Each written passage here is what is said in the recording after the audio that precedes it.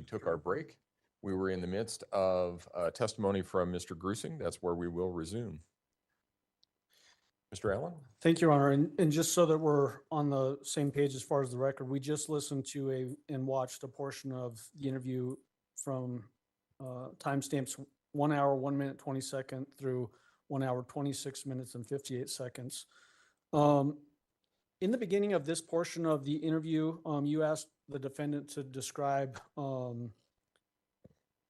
that fire in the basement. Do you remember that? Yes. She gives you some extraneous information there, specifically like Kobe Bryant.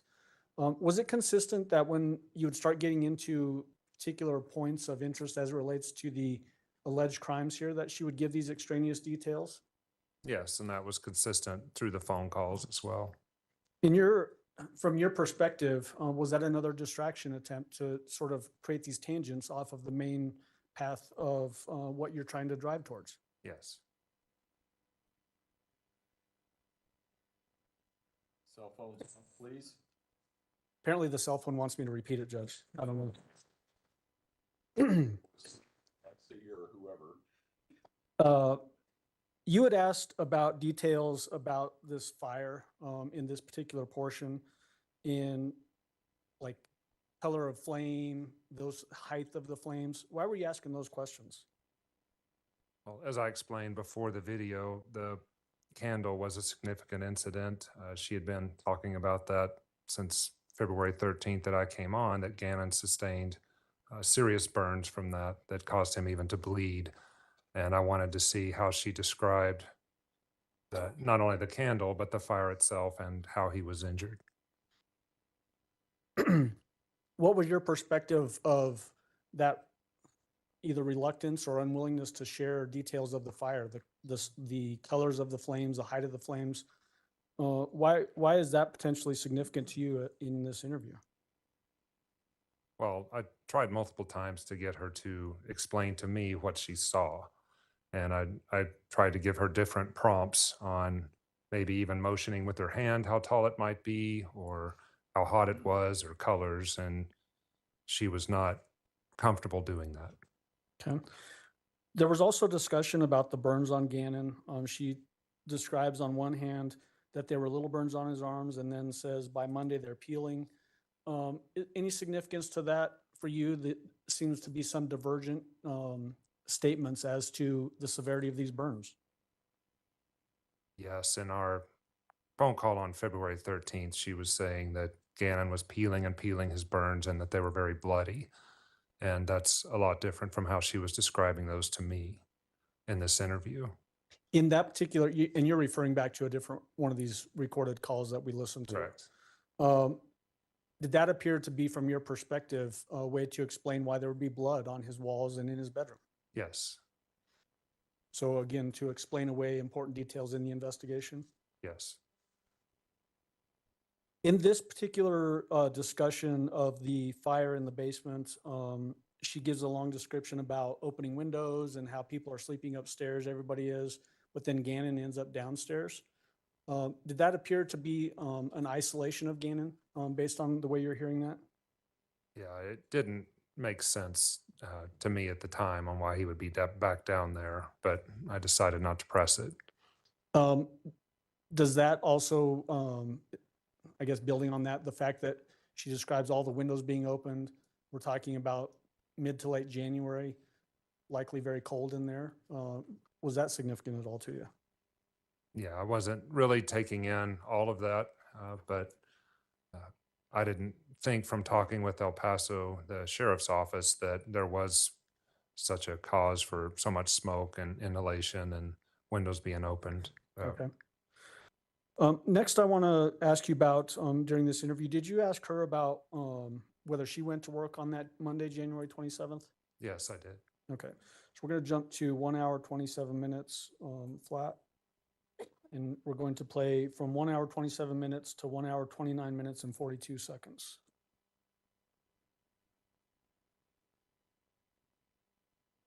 For your vote. So what I did was I said, I told Albert, I said, hey, I'll just stay at home with Gannon today. And he didn't write me back, or he didn't whatever.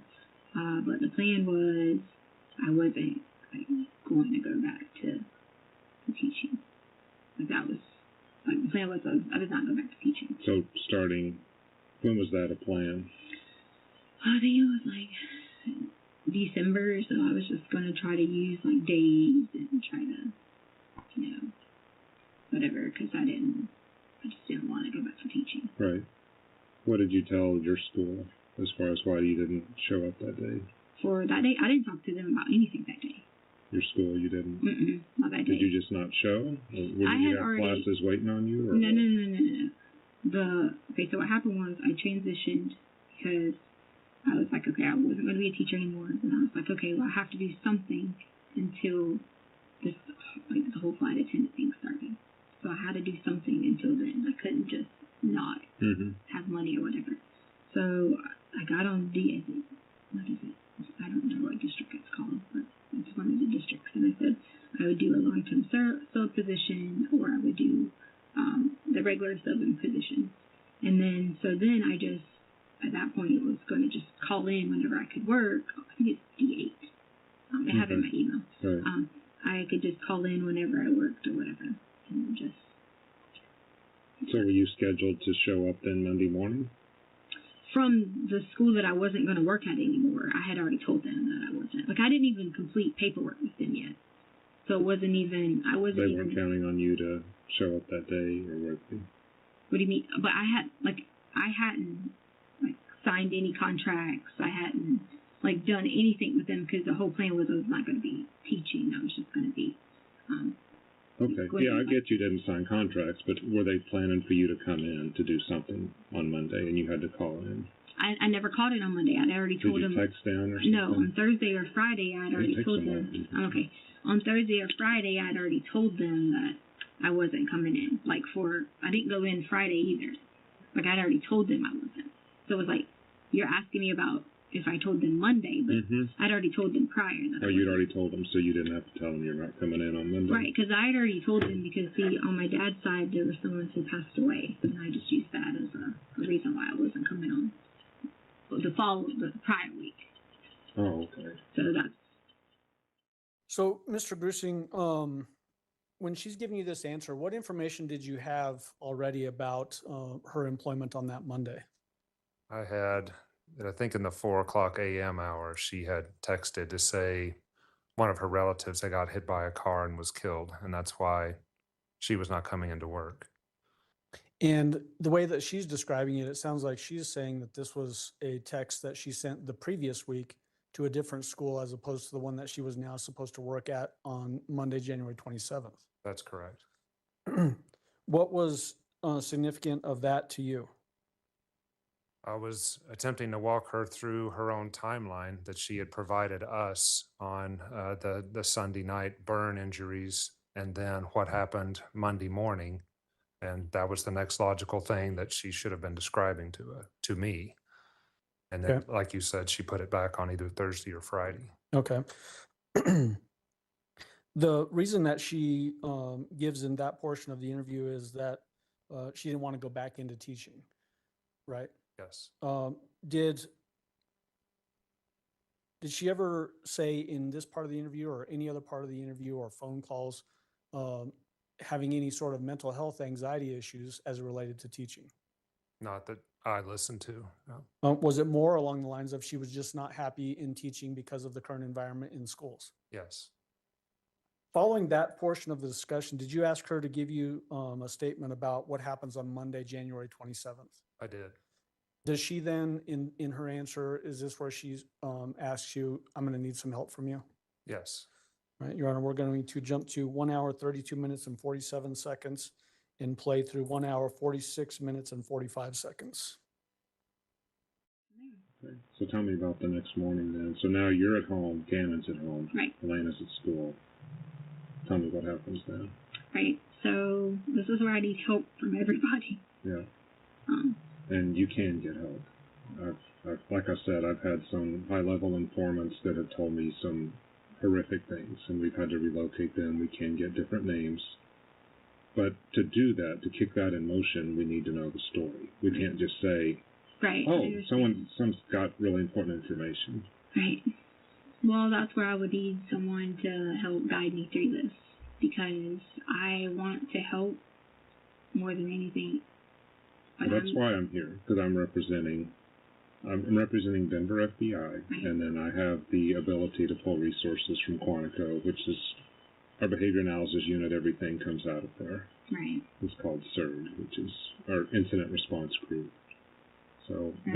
this was a big enough case that the supervisor of the FBI asked me to come down from Denver, and I get all my training out there. So Right. you're not going to have better resources in this room right now, and I'm not bragging. Right. I've just been doing this stuff for a long time. Right. So if you tell me what happened, and then you need protection, we can do all that stuff. So DEA doesn't have those capabilities. ATF They don't. doesn't. No. DEA just investigates drugs, and they're very good at it. Right. But the FBI, we're now worldwide, and we have offices Bogota to Russia to China to wherever. Right. So, and we get a lot more funding because of when September 11th happened. That changed everything for us. We were the nation's #1 law enforcement agency before then, Mm-hmm. but they gave us so many more resources since then. Right. And so I am specialized in missing kids and unusual homicides, including serial killings and whatever else. So I didn't get in right away on your case, but I have been working it for the past couple of weeks. I wish I could have talked to you again. Yeah. Well, I'm here now, and whatever you tell me, the worst thing I can do for people like you is if you have a story that requires your protection for the FBI, it would not be good for me to run out and say, "Oh, Letecia told me this," and that's not how it works. Yeah. If this can help us find Gannon, we'll do Yeah. whatever we can. Okay. I'm not I just need protection for my family. And I swear to you. Okay. Well, you can get that, but we have to know the story first. So how am I supposed to get help talking to someone first before we talk to you? Because I'm willing to do that. So here's your deal. If you need help, and if you want to go through the court process, that's fine. We leave, and then you work through the court process. But then it just becomes the whole focus of this, Letecia. Right now, you're the only one. You're the last one. You're the last adult with him. Yeah. You're the last adult we know about with him. You have not told anybody anything else to lead us. We have been trying to work with Al to say, what is she saying now? Yeah. And the Quincy Brown thing and Yeah. whatever else. I was mad at him about all that. But a lot of it was keys to help you guys. But it should have just been. If I could have just reached out to someone to be like, I'm terrified for myself and for my family, and it would have been.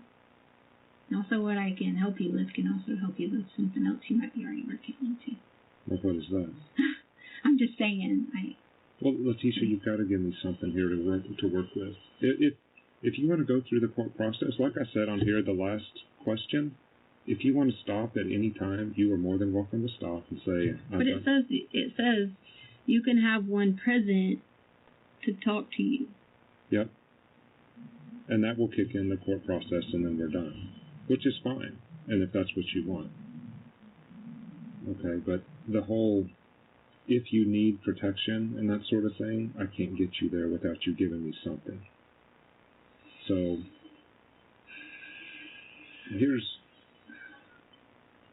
I listened to all the calls with Al, and I've seen the crime scene reports. Mm-hmm. Okay, what happened in the bedroom was not Gannon slinging his blood on the wall. Well, that's totally not even to do with anything. Yeah, That's why I'm so upset about bedrooms and all those things, because I understand you're an expert. I know that, but I'm telling you I'm gonna need protection. That's it. It's not me. I'm not the person. So, but if you're not the person, the charges won't be different.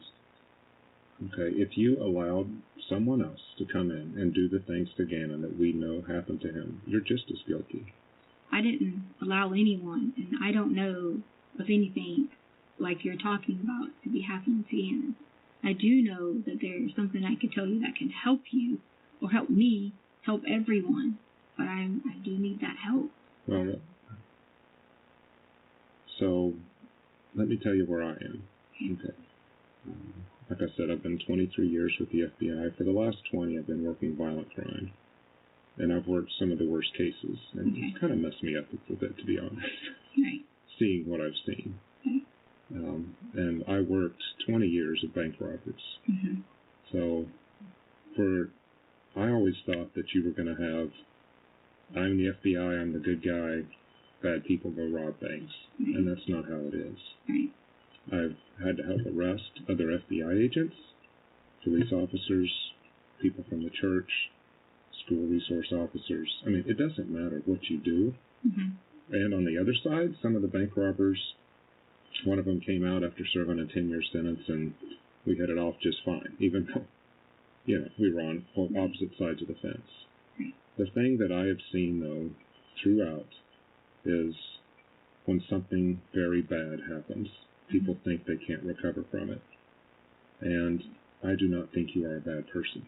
I'm not. That's why I'm here. No, I don't. I didn't do I've bad seen bad and I know people. you tell people that to get them to help you, No, but I'm not.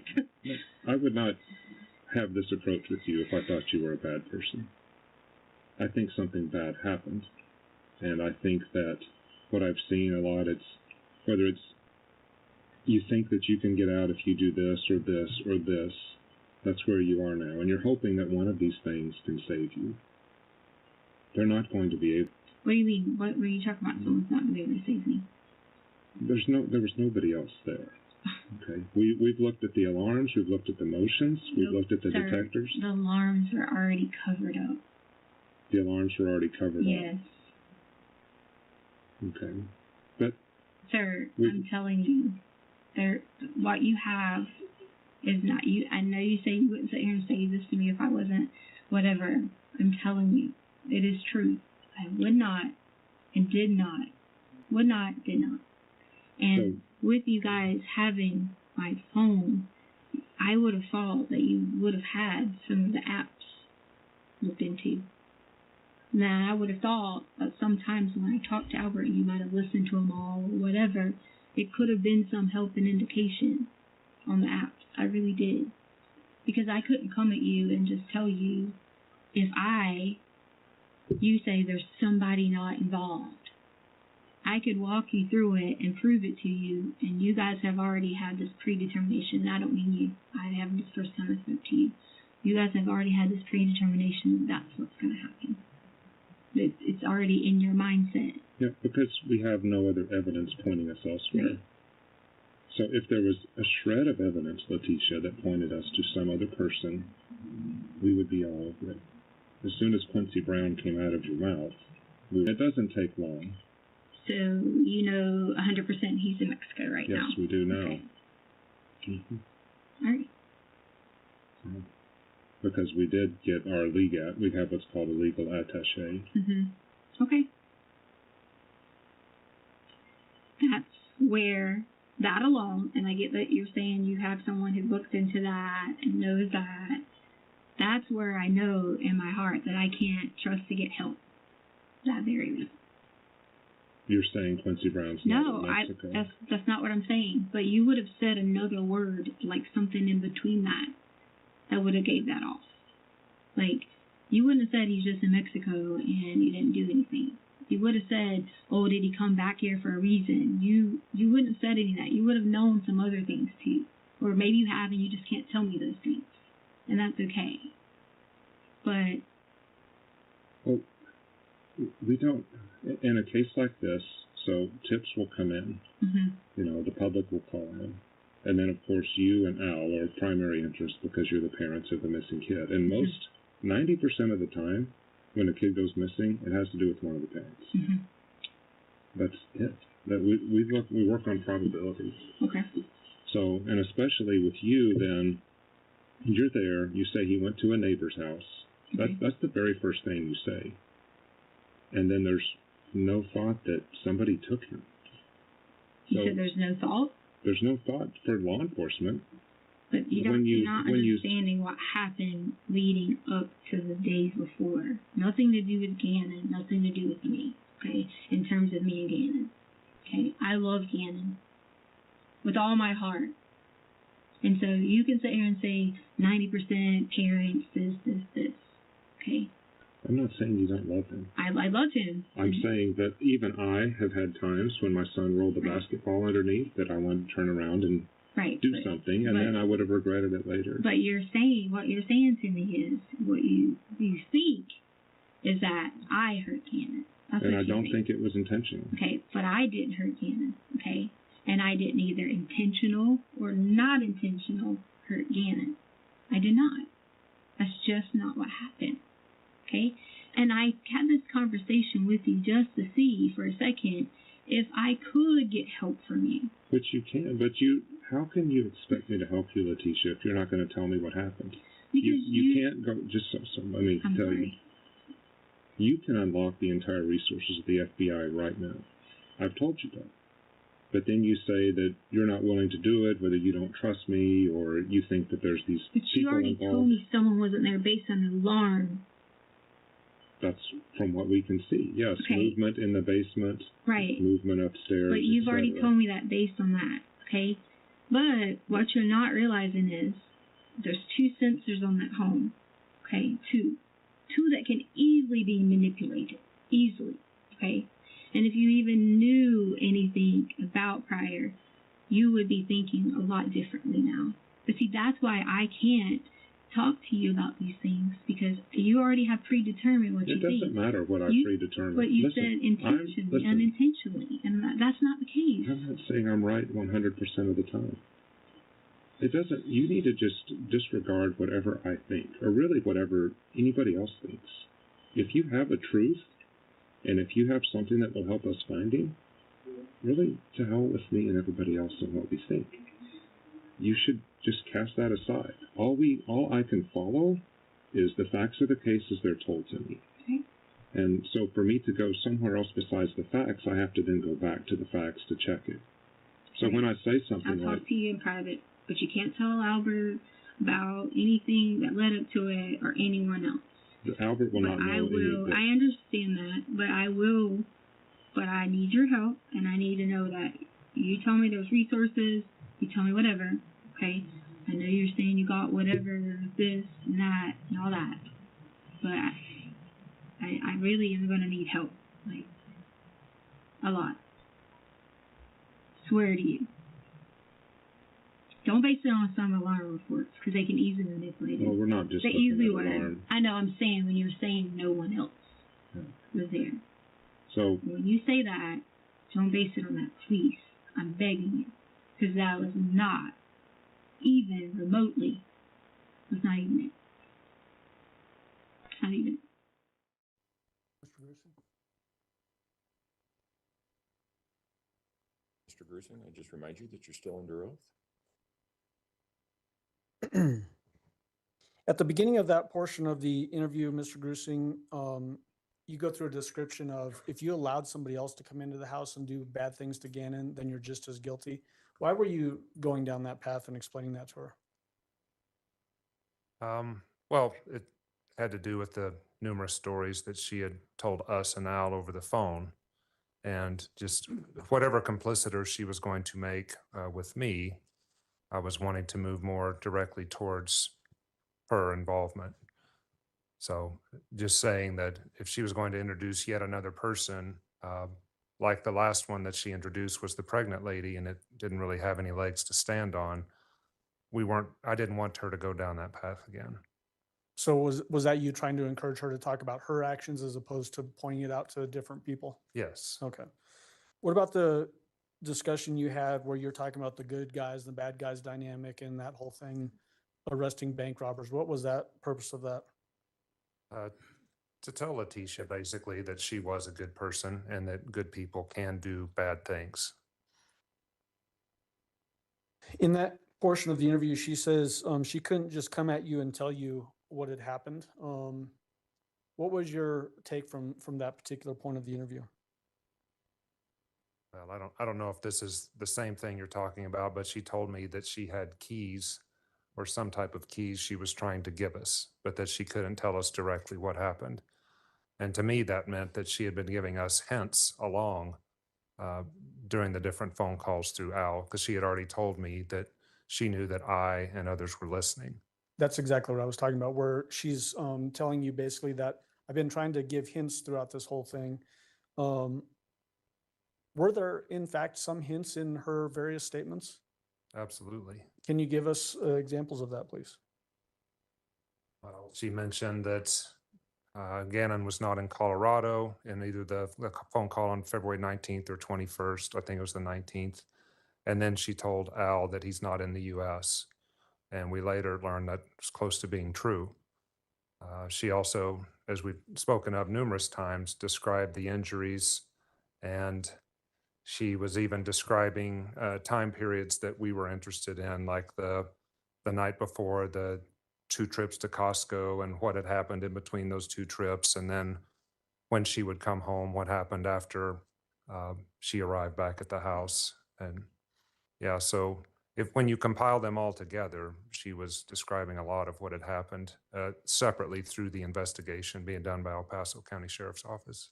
And when you talk about that it was almost true that Gannon wasn't in the United States, are you referring to where Gannon was later found on the essentially banks of a river that flows into the Gulf of Mexico? Yes. Okay, down in Florida. Why did you tell her that you don't think it was intentional? What, and the way you're implying it in that statement is you don't think what she did to Gannon was intentional. Why'd you say that? Well, in her first statement that I was present for with Al on the 13th of February, she said that Gannon's first injury in her timeline was that he cut his foot on Saturday. And then she went on to other things that had happened. And in my experience with domestic violence, I had seen that an accident might precede something intentional. And I was giving her the opportunity to say that if she wanted to. Was that essentially you building it out for her to feel better about telling you what actually happened to Gannon? Yes, and still just trying to find any factual information from her on injuries to Gannon when they might have occurred, and it's much easier to talk about an accident than something intentional. Okay. The next section that I want to talk about is right after this. Do you remember her talking about she reached out to people to go places? Yes. Let's go ahead and play that. It's at timestamps 1:46:45 through 1:48:30. So going directly from here to 1:48:30. So you care about Gannon? I care about Gannon. I had reached out every day offering for people to go with me certain places to get even insight, to see. I've every day asked, hey, can you go do this? Can someone meet me here? So you've asked someone to go look for him? Right, like I reached out and I asked Albert, I said, hey, can you meet me? Let me tell you about this, and let's go to this location to look. I've asked all these. What location do you think he's at now, Gannon? No, I'm just saying, like, no, in general. but I'm asking you. In right general. Now, where do you think he is right now? I don't know exactly. I don't know. Well, where do you know him to last But I am 99% confident Gannon is alive. Okay. Leticia, where do you know him to last be? I want to help, sir, but I'm in a room, and you've already talking about all this and the courts, and it's me against everybody else. So here's the deal. Once this thing goes through the courts, you talk about that, you're the only one to be with him. You think you're going to be able to tell a story. A story? It might be a true story. Gosh, sir. But listen, I've listened to a lot of your stories, and I don't know what else to tell them. Yeah, okay, but that's because I was mad at him. Had nothing. I already knew. But I've seen what you told the news reporter. I've listened to what you told El Paso about the sex assault that happened in the house. I already knew that you guys were listening to him. Yeah. So I said that because I was angry. But what I think I can offer you today is some help. Okay. So in the beginning of that portion, Mr. Grusing, she's talking about, she's been trying to reach out to get people to go places. Do you know of any effort she made to reach out to give information, factual information that could be acted on? I don't.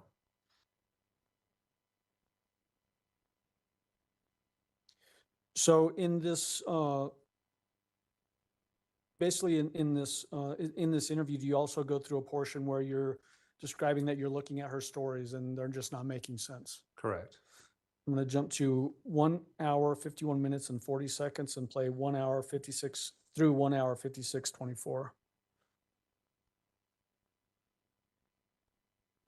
Yeah. And so I'm looking at your story, the ones that you've told to Al, the ones that you've said in the media, of hitting your head. When you hit your head, you didn't see what happened.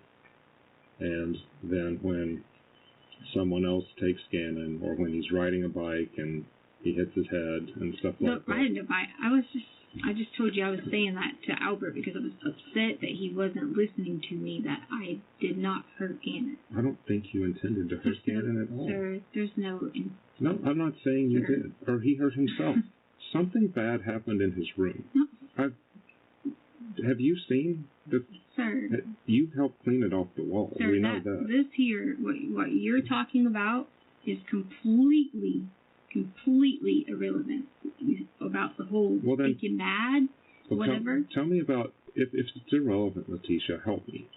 Because there's a big blood pool in the corner, there's spray on the wall. Because if I tell you anything about any of that, all you're going to say to me is, hey, da-da-da-da. If you didn't do it, no, I will be your advocate. Because why, do we know each other? No, but Why would I care? If you didn't do it, and it helps me find Gannon, I didn't do it. okay, well then help me find out who did.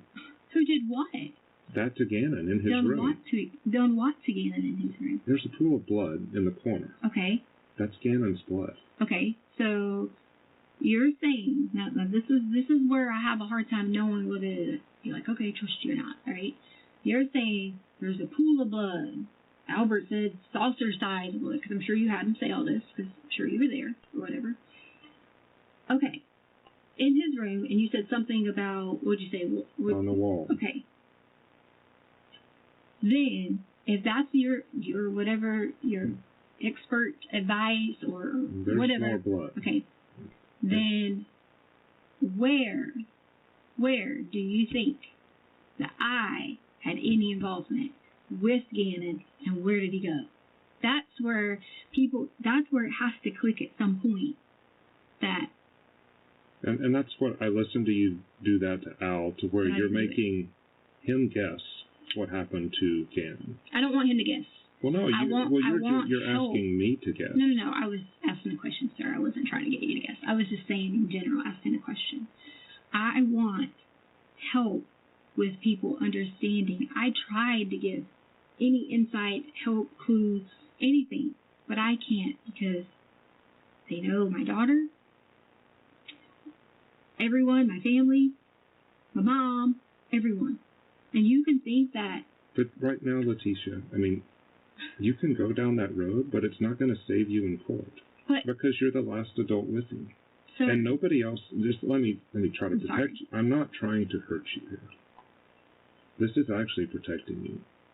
If you don't tell us where to go investigate, then nobody's going to investigate for you. You're the last adult with him.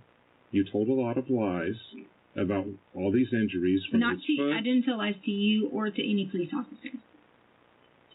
Did a sex assault happen in the house? I didn't tell any lies to you or a police officer. Okay. So we don't have anybody to chase though if we don't chase you. Do you understand? But if you chase me, okay, and you do this to me, people are protected because you guys aren't going to protect everybody else. People are protected. Okay. We can protect people. We can protect you, family, if this is involved. Now, I've worked South American death groups. I've worked gangsters. I've worked organized crime. Mm-hmm. None of that stuff rings true with what happened here. I mean, how is a very organized gang going to come into a house in Colorado Springs? Who said it? A house? Why does it have to be in the house? See, that's where he you're not. last was. Oh, Are you going to make me guess where he was then? no, I'm telling you. You're not going to listen to me. See, you already just said that his last was in the house. But see, you're going back to you care what I think. You shouldn't care what I do think. care what you think. You want to know why? But- Because I care about how people think of me, because I am not that kind of person. That's why. And if you can point me to a different person, then I can help you. I gave hints before. So it stopped at 1:56:26. When the discussion about the riding the bike and Quincy Brown came up, she stopped you and said, basically she gives a description of, she was just saying that to Al. Do you remember that portion? Yes. Was that her basically admitting that what she had told in that particular story, that Quincy Brown, that whole thing was not true? Correct. What about the portion of the discussion where you point out that, are you trying to make Al guess? Are you trying to make me guess? What was your intent of making that distinction there, and what were you trying to get to? Well, I had asked her a question about the blood in the bedroom, trying to get her to explain that to me. And instead, she posed the question to me that if she was responsible, where was Gannon? It's an open-ended question that only she knew. And as I told Letecia, I had seen her do this to Al. I'd heard her do it to Al while we were in the room multiple times. When it's a direct question, we need an answer, or I needed one for the blood, and instead she's asking me where Gannon is, and she knows that I don't know the answer. Did it appear from your perspective that that was intentionally trying to not give you information as to what happened in the room, or to Gannon? Yes, both. Did you confront her with web searches that were done on her phone? Yes. I'm going to jump to that portion of the interview, and this is 1 hour, 56 minutes and 52 seconds through 2 hours and 10 seconds. Because in here I even have what you entered in your phone. The stuff that you've entered and deleted. Like blood is spurting from an arterial bleed, direct pressure not controlling. Do what? I didn't look this up. It's from your phone. Blood is what?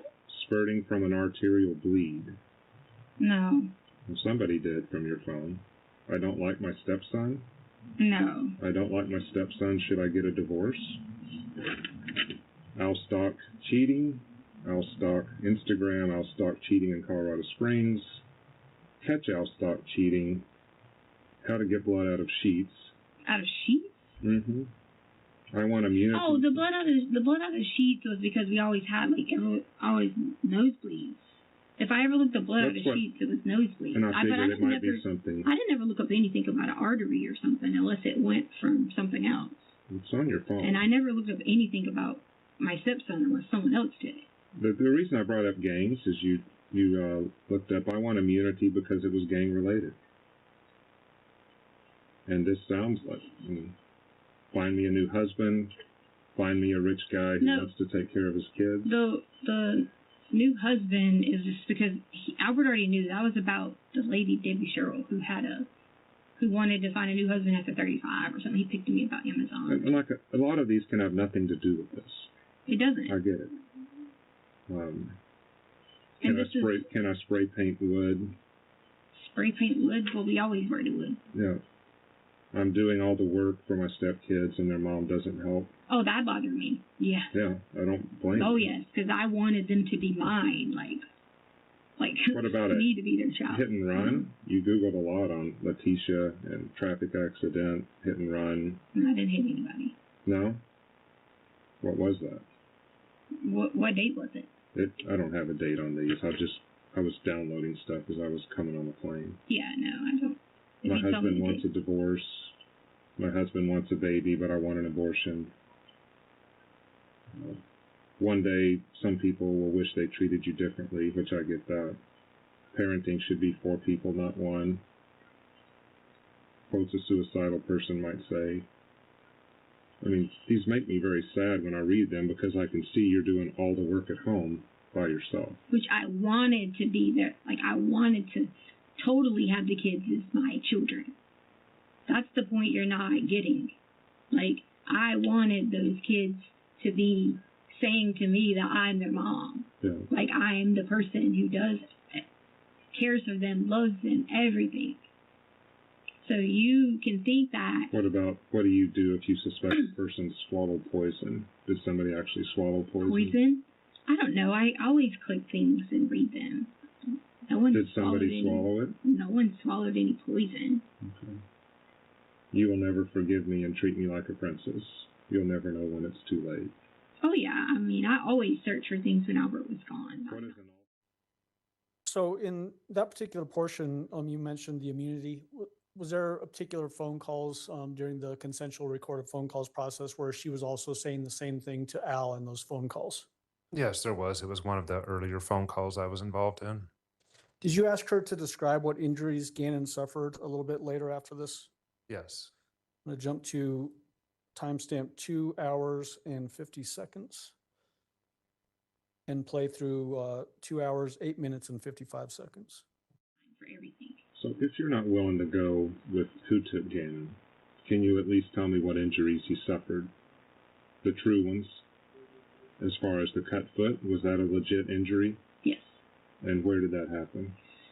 So he was outside in the garage, and when he was outside in the garage, he was running to go help me take the trash, take the trash out, come back and help me get stuff out of the car, and then he stepped on something, which I left the blood there. Like, I left it. Like, because Albert said, don't touch that fine wood or African wood, whatever kind of wood it was. What did the piece of wood look like? It's just, I don't know, like a board. Okay.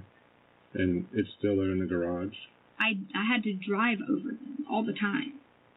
So, like, I always had to drive over the pieces of wood. Right. But Right. you didn't take that out of the garage? It's too big. You couldn't have fit it in anything. You couldn't have Okay. fit the pieces. The long boards that were in the garage, you could not fit. I left. Okay, so there was the piece of board that I threw in the back of Albert's truck, and then there was the 2 long boards that were sitting there. So the board that was about like this size, and the board that was the long boards that were sitting here. I left the long boards because that was supposed to be the fancy wood, and I didn't want to ruin it by trying to get the blood off of it. The other piece of wood was the wood that I threw in the back of Albert's truck.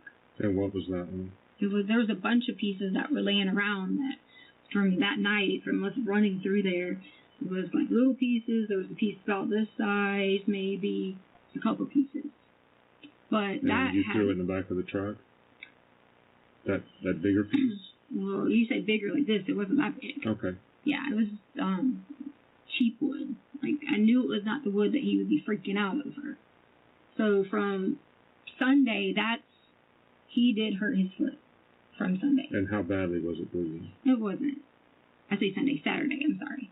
From Saturday. Albert had just left, like, to drive to the airport. He wasn't even gone. Mm-hmm. He had just left to drive to the airport.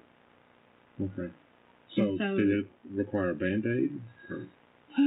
Gannon, whenever he always does something, he tries to be like, he's not like Lena where he's like, oh, I need a Band-Aid, or whatever.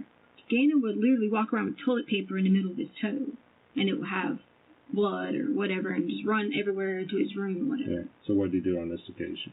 We literally took the paper towel, that's why I just told you about the toe, Uh-huh. and put it in between.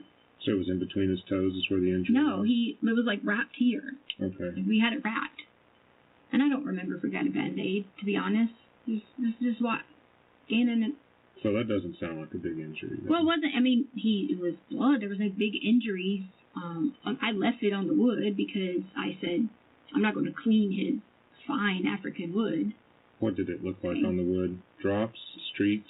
Well, what I did originally was I was trying to take water to do it, but then I realized if I put cleaner, then that wouldn't do anything but cause the wood to damage, because Albert always wanted to build things with all this wood that we bought. I saw it. And if I use those pieces of wood and all that stuff, then, Did you ever use that shop vac to clean up anything out there? No, I never used the shop vac. The shop vac was never, I couldn't even, move anything with the shop.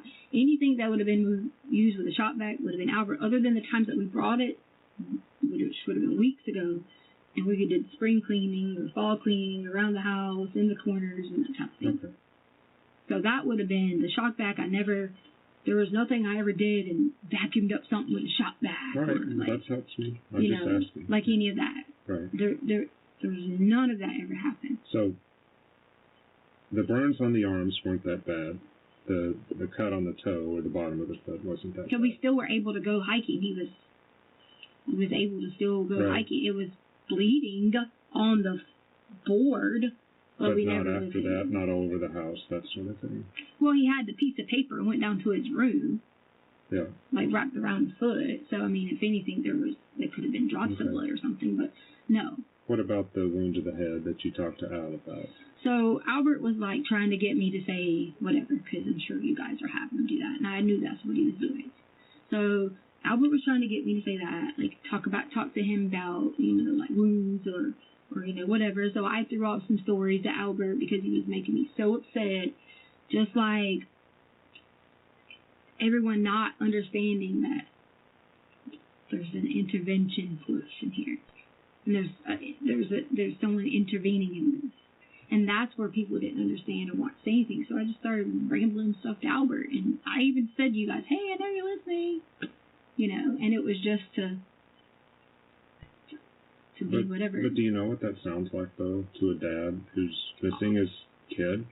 And then you say, and the previous head wound happened where it was blood running down his face and that sort of thing. And it's, you know, had to bandage it up. And Well, I don't remember saying anything about bandaging up. I think you said Quincy Brown tried to bandage it up. Oh, because he was making me mad about something, yeah. I was about to say, I don't remember me saying I did that. But So he did suffer a head wound, though. a head wound? Yes. Okay. Head or neck. Okay. And that is what caused the blood there. And so, even if you choose not to tell us where Gannon is today because you're too nervous or whatever else, we would like to know where that was on him. So if we find him on our own, if you've given me the clues to go find him, that sort of thing, Mm-hmm. where was that wound? Gannon is alive. He's alive, fine, but where was that wound? Was it his neck or his head? I don't know anything about a neck or head. Well, you had to clean up the wall. You went ahead That was and... not, that is not even from what you're talking about there had nothing to do with anything from Saturday, Sunday, and whatever. That had nothing to do with any of it. How could it not? It did there not. was a lot of blood. It did And not. You're going to have to explain that. Sir, it did not. So just tell me how. It did not. I promise But you. you're not going to tell me how. Because So where we can help you. you're not going to help me, though. How could I not help you? How are you going to get up, Letecia, on the stand after telling all these stories, which we're going to ask you about, and then say, I can explain all that, and it's some party that I never told law enforcement to go chase?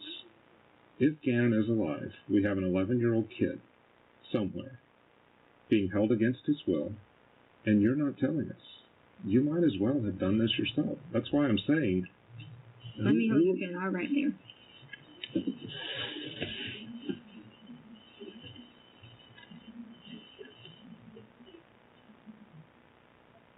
Oops.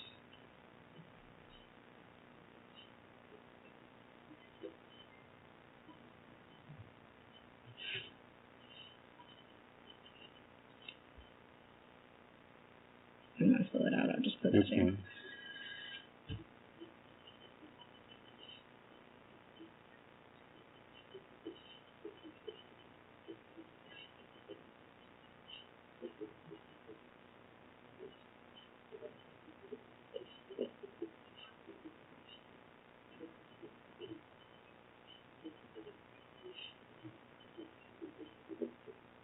Okay.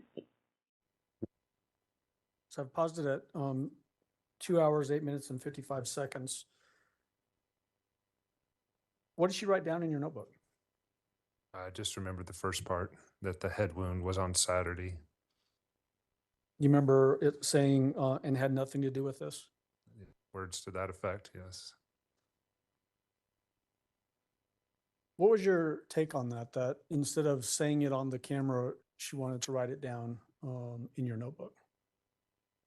Well, whether it's by now, whether it's the argument that she didn't want to talk about, the burns, and even calling Gannon in as absent, you know, I wasn't pushing her. I would give her the opportunity to talk, and then she would not talk, so I would move on.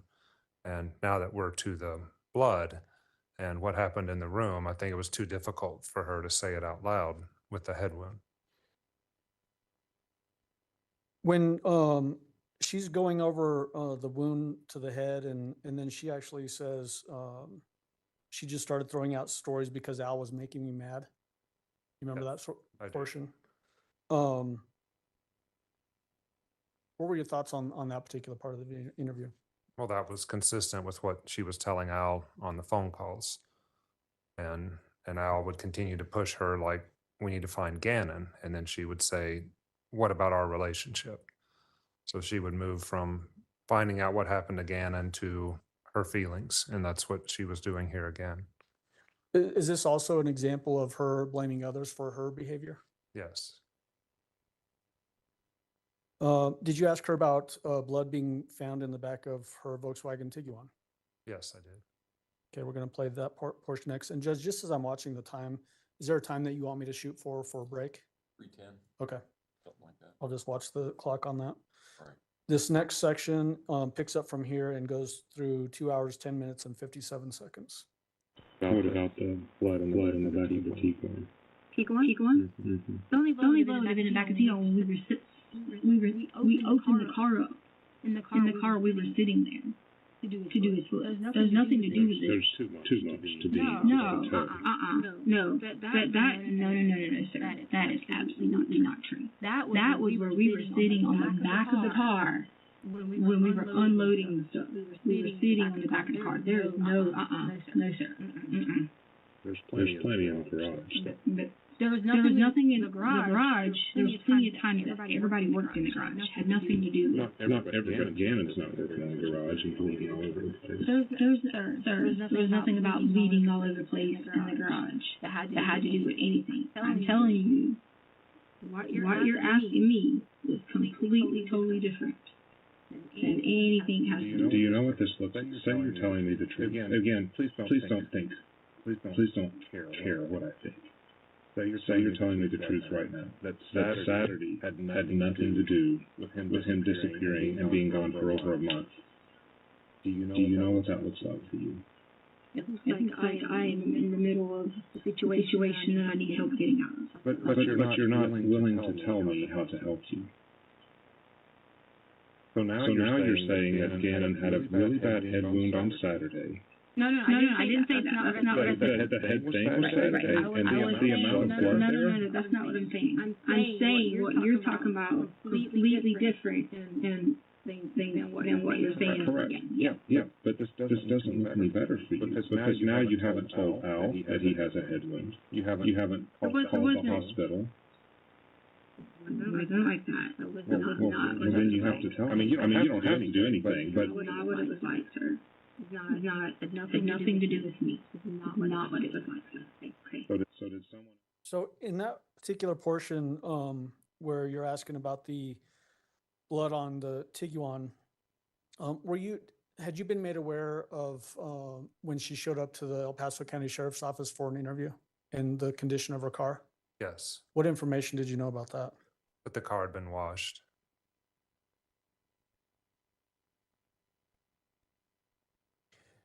Did you ask her if someone else injured Gannon during this Yes. interview? Okay. We're going to jump to that portion. It picks up here and goes through 2 hours and 20 minutes and 06 seconds. Did someone else injure him on Saturday? That's an easy question. You don't even have to tell me a name. Did someone else injure him on Saturday? I wanted to meet friends because I didn't have friends. Okay. So I wanted to meet friends. Okay. Albert ever tell you about any of these apps he had me to go on? Mm-hmm. See, that's where this is going to be whatever, because you're not going to take my version and my side of All right, what really happened. Letecia, let me stop you. If you help us, I will take whatever version you tell me, and I will factually prove it. That's all I do is I don't chase. I am wrong most of the time. Do you have a way to pull up apps? Do you have a way to pull up the stuff on apps? Do you have that?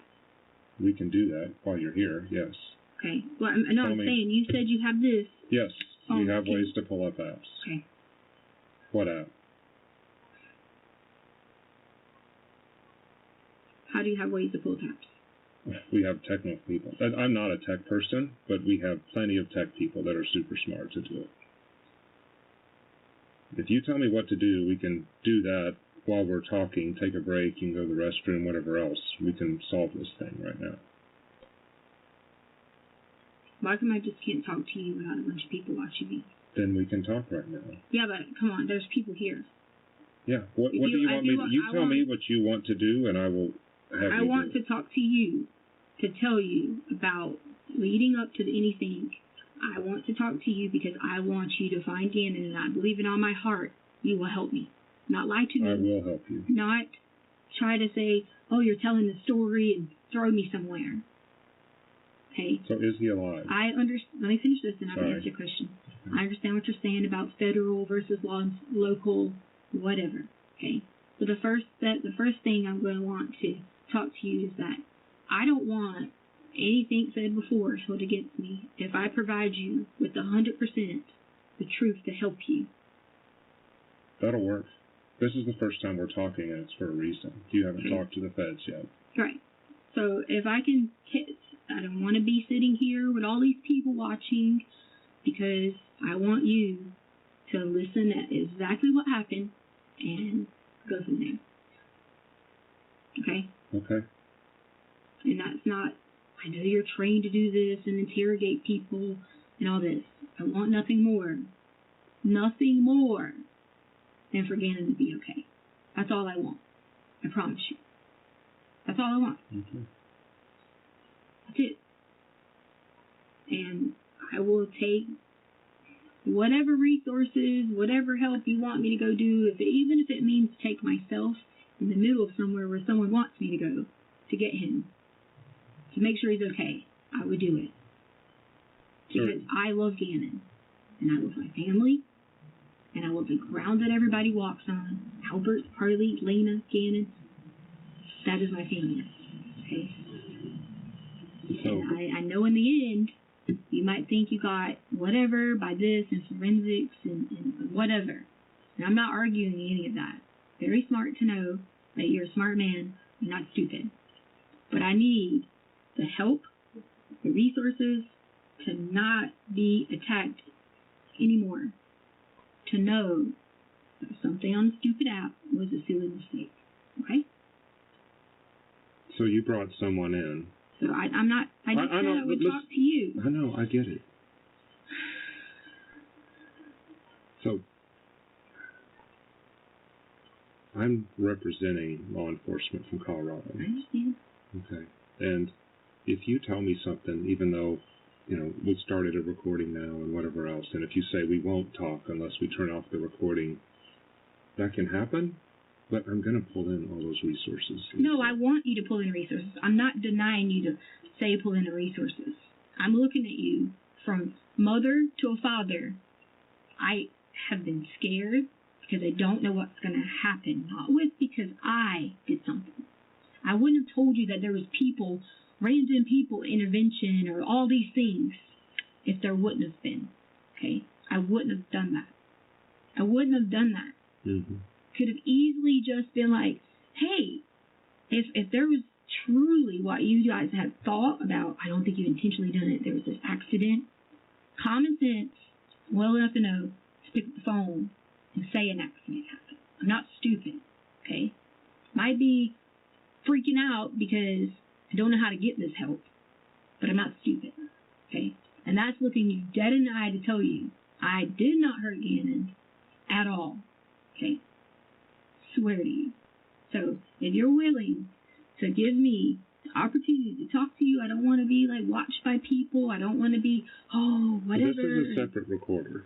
This is mine. Right. And so does the Myrtle Beach house. Yeah, they do. Right. Right. But I need the help. You'll get the help. Okay. All we're focusing on is finding the kid. Okay, and that's what I want. I don't want to look at you look at me like I'm just this bad person who doesn't want to find our child. That's not it. I just don't, when it came at me as an attack, okay, because that's what originally happened, okay, and I get it. They have to do their job. because guess what? They're probably parents too, right? So they have to do their job, right? Mm-hmm. Okay? I get that part, okay? You can ask me about any of these, whatever. I'm sure it was something I saw somewhere, and I never looked up anything about some stepchild. I've looked up how I haven't got help, and how I wanted help, and how I wanted to be the person that they always were. Why I didn't even want them to go home. I didn't even want them to have to go to their mother at all, because I had to see the pain and agony Albert went through, worry. So you're going to take my character based upon No. whatever. That's just part. Listen, when a kid goes missing, we don't only look at Right. the person, we look at the entire neighborhood, Right. we go through people's closets, Right. Everybody's lives is Right. turned upside down. And I'll tell you right now, if any of this is since then, of course I've looked at what people said. If people said something about the FBI, I Googled But FBI. again, you worry too much about what we think. If you will get us there, we can protect you. Okay, so then I talk to you. And I don't talk to Myrtle Beach Police Department and all these other people. I talk to you, and I explain to you. Okay? Because you already saying you are charging me with something. It's already been charged. Okay, that's what I'm saying. You're already saying that. Okay? So, how do I know that when I give you this here information? But that's what this recording does. It protects you because I've already told you we will do this. We used to not record things, but we do now. And the only people sitting in there is the district attorney and some of the El Paso people. Myrtle Beach has nothing to do with this. They helped us find you. Right. So they have to be involved in this. I understand that. There's nothing against Myrtle Beach. Myrtle Beach is not in on this. Okay, well, If someone else took Gannon, if we everyone can else is find in him. here, and I don't like that. I want to be able to have emotional, raw conversation. Let's do it now. I can't. I mean, we can't go anywhere. Where do you want to go? Because I know people are sitting here. Nobody's sitting there. Okay, someone's watching from there. They are in the other room. It's Okay. the district attorney. Do you want me to tell them they can't watch? No, I want to talk to someone in a raw, real conversation so you can see truly in my heart the situation. That's what I want. That's what this is. No, it's not, sir. But how can I make Who it is it? that The district Leticia? attorney from Colorado? Yes. Yeah, see? Come on. I can ask them to leave the room. No, it's not about leaving the room. It's about I'm asking for, instead of going through all, this, whatever, sitting here wasting our time or whatever, I'm asking just to talk to you. Because I'm taking your word that you're going to help me and you're going to provide the resources from wherever you said you have them. Before I do, So, in this portion of the interview, starts out with you asking her about did somebody else injure Gannon, and then she went on the discussion about apps. Do you remember that portion? Yes. And you asked her to give the name of the app, and then it led to that long tangent. Was that another distraction attempt away from potentially things that may help? Misdirection, yes. Did you ask her about trips that she may have made to Palmer Lake area, so northern El Paso County? I did. So we're going to watch that next, and this is short. It's from 2 hours, 20 minutes and 10 seconds through 2 hours, 21 minutes and 20 seconds. before I do that, let me ask you some questions, okay? Because this is our investigation. Right. You're taking all these trips up to Palmer Lake. Multiple trips. Mm-hmm. Different cars. Mhm. Renting a car. Okay.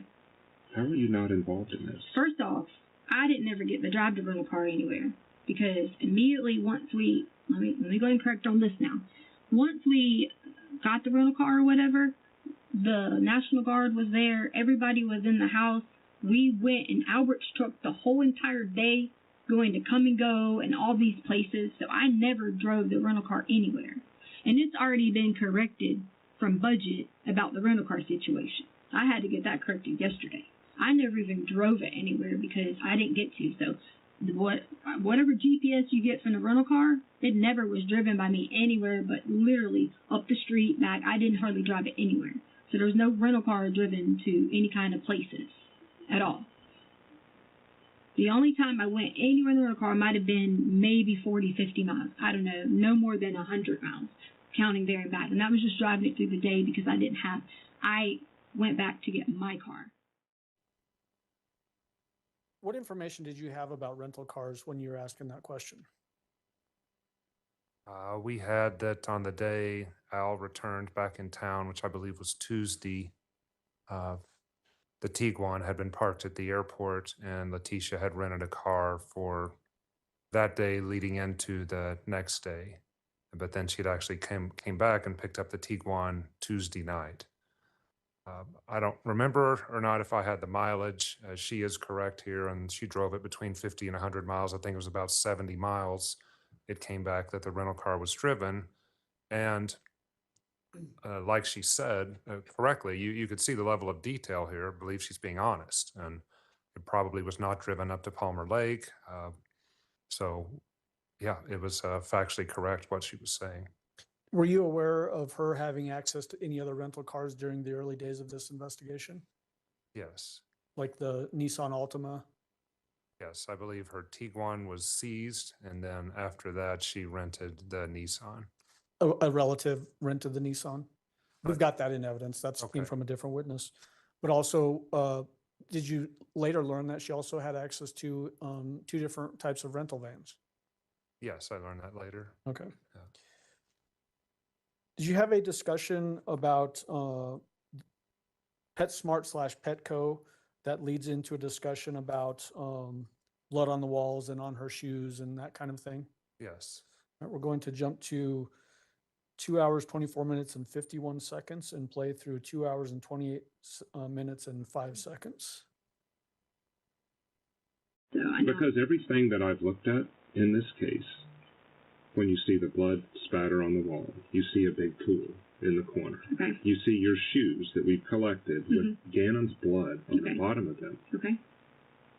And then you point to Eduardo, who doesn't exist, or maybe he did exist, and we don't have a last name. Okay. Then you point to Quincy Brown, and then you say Uncle Matt, these names and Okay. stuff, and it's like, I've seen it before, and that was Harold.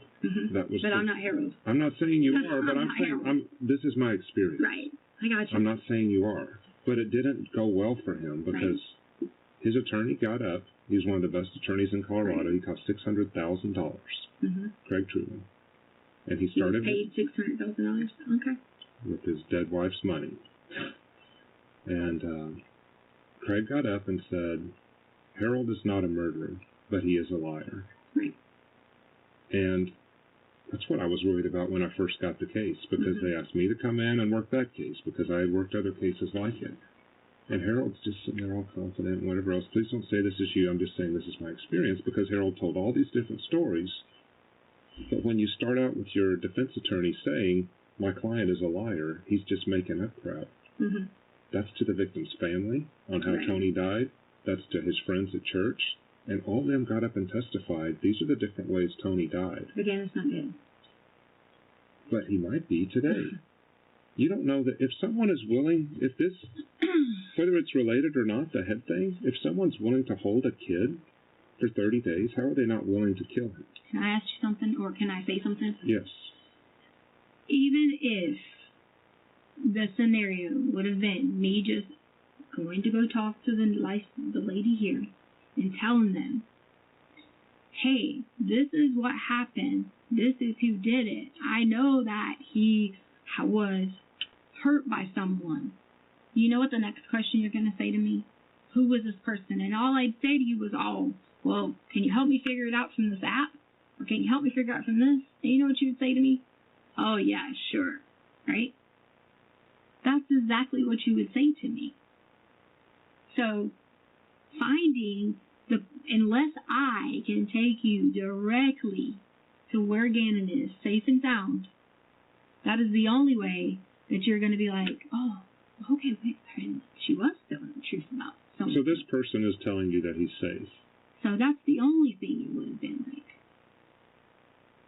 I've even asked y'all, or I say y'all again, I mean, you're I get it. Hey, please help. Why isn't there a Lord? Please, please, please. You're not understanding. Like, I have begged that completely. Like, day in and day out. Begged it. Begged it to let me. I still don't understand, Letecia. The thing I don't understand. So in this discussion where you're trying to find information about how could there be blood in these places and on walls and Eduardo and Quincy and all that kind of thing, is this consistent approach from her in that she then doesn't want to give you any answers? Yes. When either in the recorded consensual phone calls with Mr. Stauch or this interview, did she ever give you any explanation like, you know what, I just woke up and Gannon was hurt and I don't know what happened? No. She ever say that she blacked out and Gannon was just gone and didn't know what happened? She said once that her head was hit and she was unconscious during part of this period, but not that she didn't know what happened. Okay. Did she ever say she woke up in some other place and didn't know what happened? No. Some point, there's been a couple of references now where she's wanting to go off camera and she does it here again as well. Some point, does one of the DAs that was with you out in South Carolina actually come into the room and have a discussion with her about going off camera? Yes. Was that Martha McKinney? Yes, it was. Who was the other DA that was with you out in South Carolina? Do you remember? I don't. Was it the young lady sitting here with us, Angelina Yep. Gratiano? Hi. She look familiar? Yes, she does. I'm going to jump to that section. So jumping to 2 hours, 34 minutes and 20 seconds through 2 hours, 44 minutes and 54 seconds.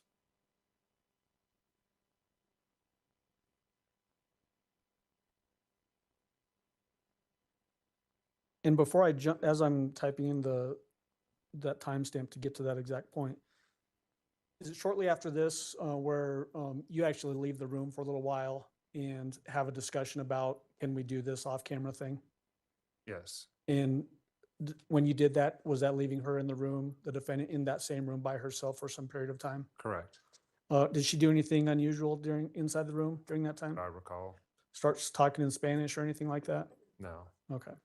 So we're at 2:34:20 and I'm going to play through 2:44:54. I'm Martha McKinney. I'm with the district attorney's office. Just so you know, I looked behind there. This place is under construction. There's no one back. I can walk you back there if you want to look. Oh no, I believe you. I was just talking about all these people watching. Yeah, and Martha's been watching. Yeah. I have. Yeah. John said you wanted to talk to me? About protection? So I don't have any trust in anyone. And obviously I know I've told him that I said things to Albert because I was mad and upset, whatever. But how do I know that I'm gonna get help? Like, because I didn't hurt you, okay, at all. But I need the help to figure out how we're gonna get to Gannon. Let me read you what she wrote. Okay. Or I'll just show it to you. And I wrote Saturday. I probably should, The head thing was Saturday. It had nothing to do with this. Check my phone for an app. This will explain. So we do have your phone, and we have gone through, like, these are keystrokes. Right. I'm talking So, about, like, it's a, like, when you download apps. Did you have a different phone beside the one that was in your van? Hmm? Did you have another phone? Like a second phone? Yeah. No. It's the same phone. It's the same yeah, phone? Yeah. No, not the same phone. You guys have the phone. That was just someone else's phone. Okay. Yeah. But at this time, that Yeah, Gannon I'm saying disappeared, that's the same, the 843 is the Okay. 655 number. but you didn't have a second one that this app might be on. No. I only had this phone. So, and let me explain, Martha. My understanding of what Leticia's asking is, how does she know, since I've said, if there's a bad guy or guys out there that did this to Gannon, that she can tell us where these guys are, and she's concerned for not only her safety, but the safety of her family. Right. And how can He she... asked me would I trade my life for Gannon, and I said yes, but I said it's also other people. Like, how do I know that everyone else is not going to be involved? Like, you're not going to. And how do I know that you guys aren't just trying to be like, whatever, if I walk you through anything or can help you with anything, I don't want to be just thrown somewhere, like, being like, okay, well, you didn't tell me this, and I want to be able to help you and work together because I'm sure you have kids or grandkids or whatever. I do. I don't want to sound like I'm cold-hearted, and I'm just tired of being like the person chased instead of being able to have someone to actually have compassion to help me. Well, I was a little bit confused when I was watching it because John talked about how they're the FBI and they're the premier law enforcement agency that could protect you, could protect your entire family. And they, if Gannon's alive, they... Okay. I can't make you any promises. Right. Because obviously there's a lot of information that you have that we don't. Okay. So there aren't any promises. I can't come in here and promise you anything regarding the court case or the arrest warrant or your involvement in it. Okay. But I can tell you what the number one priority is. Right. And it's to find Gannon. Right. And so if you were talking to some small law enforcement agency and they said, sure, we'll protect you, I mean, I can see how you would be suspicious of that. Well, you guys were the lead agency. That's why I was asking. It. Yeah, I mean, they're the most elite agency there is. Oh, okay. And so, if there was a time for you to feel like that you could protect that recorder, we can. Because I know you have yours. That's what I'm saying. As a backup. So, if you want the recording turned off, you need to tell us really explicitly that that's your choice, because the recording have been put into law so that there's not a debate where he says you said one thing and you said I didn't, right? So it's to protect the person being interviewed. Right. But if it's something that you... It's not that I'm trying to, I just don't, it's just I wanted to have like a conversation with him, just him, and try to explain to him in complete detail about everything, because I do want this, I want the help to the next level to find out where he is. I really do. You guys have looked, you've went to GPSs and all this, but you haven't found Gannon because you're coming after me. And I understand you're going to say, well, this is what we have to go on, and I respect that totally. But it was the first time I ever get to sit down with people to actually to say, okay, this is what happened, this is what I know, please help me. Because then I feel like if I don't, because see, I easily would be like, hey, just give me an attorney and call it a day. I really want. Do you think I want to waste time if I got resources when that's all I've asked for? I don't want to waste time. And if there's a chance he can be saved, everybody wants that information. But the only people who can save him are the FBI. I don't want you to think that this is being broadcast to the whole world. Right. You know, there's another DA with me. There's no County County person. Right. But they're the ones. What the reason that we do that also is, I might miss something, and I probably do, and so then I can go talk to them and say, what am I missing? And then also it protects you, because if I make a promise that I can't deliver on with the FBI, then Martha gets to hear it, and then she would knock on the door. But as soon as I give you information, what's going to happen is someone's going to say, well, you were involved with this person. You were cheating with this person. You were doing this. I'm just giving you scenarios. But that's a lot better situation than you're in right now. But what if I wasn't? That's my thing. And that's where the burden of proof, I can't depend my life on the burden of proof to be involved with just someone thinking that I'm just a bad person. I did not hurt Gannon. Okay. There aren't any promises I can make you about you. I can tell you that we're looking for the truth. And it seemed to me from listening to it that you had information, but I can't make you any promises. But what I'm saying is, if you're saying to me, I have information, you're going to come and say, well, you should have given this information when I did nothing but attack. But, that's what I'm saying. You see what I'm saying? You can't armchair quarterback yourself, though. Do you know what I'm saying? You can't look into the future and say, well, we're going to say this because you said this. If what Martha and I are saying are true, and that our only focus is Gannon, we don't care who leads us there, we just need Gannon, then you are protecting yourself by telling us this. If you never give us this information, then you don't protect yourself. And then we have one person to prosecute for Gannon. Well, and our focus is who took him and who hurt him, not with when people came forward with information. How do I know that? Because that's my biggest thing. I know you're saying that, but like whatever I can do to help, I can help you. But I'm saying, how do I know that if, let's just say it's a, whatever, I tell you a specific person, okay? Let's just say that, okay? Then my thing is, well, your thing is going to be like, well, you held this information from me, and I'm having to utilize my resources, okay, and do all those things, not understanding that maybe sometimes there are people who are afraid of any other things going on. Every day in my work, there are people who report things later than some people think they should. Every day. And we try to focus on the violent crime, and we certainly try to focus on the kids.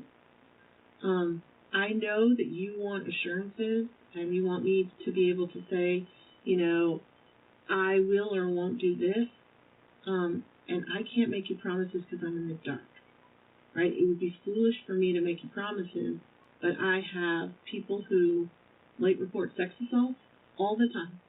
We have people who come forward years later. Our interest is in the truth about the crime. This is really y'all's conversation to have. And I know that you wanted to have a frank conversation with them where you could really tell them. So unless you need me, I'm going to step out. Okay, but you're still going back in the room. Would you like Unless us to turn it off? Yes. Okay. Yes, we'll turn it off. How do I know that? It's not that I don't want you to know No. anything. I want to be able to like really talk to him and just know that I can sincere see in your heart you're going to help me. I can bring you back there and you can see us turn it off, but the truth is I could just turn it back on again. I know. I mean, there's a point where no one can verify everything you want. Well, plus, that's her life. She has to tell the truth, just like I to you when you don't want her to listen to you. You kind of have to look at logic here.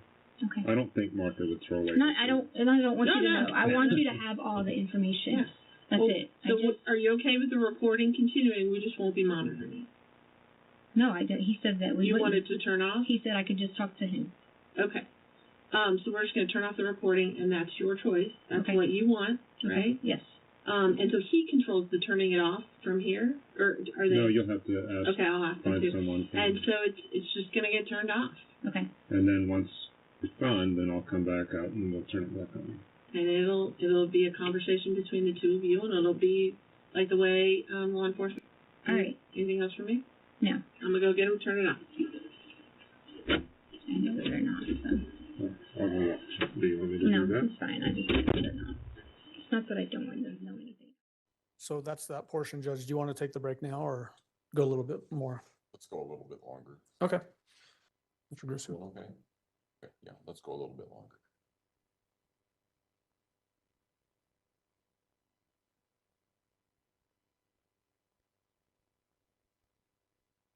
Some point, did you have a discussion with the defendant during this interview where you're talking about ransom? Yes, Why was that part of the discussion? she had brought that up. I think it was on February 15th that Quincy Brown was demanding a ransom. And also, since we were talking about a group possibly having Gannon, I couldn't see another reason why someone would have him. He would still be alive without them asking for something in demand. But why bring it up in that particular interview? Why confront her with that? Just to change tactics a little bit and see if she will move somewhere else, really. Okay. In that portion of the discussion, were you also talking to her about in ransom cases, kids don't actually turn out to be okay? Yeah, and I hadn't, maybe I'd worked one ransom case, if that. We don't see that very often. Normally, our rule is that the 24-hour rule, the 48-hour rule. The further away you get from an abduction, the less likely the child is going to survive. And so now we were at over a month. Does that same hold true for a missing kid? So the longer you get away from the point that a kid goes missing, the chances of survival go down as well? Correct. Did the defendant bring up who she describes as an FBI agent named Barbara? Yes. what was your take on that portion of the discussion? I did not know a Barbara who was involved, and I asked the Colorado Springs office if there was a Barbara working in the case, and they said no as well. Okay.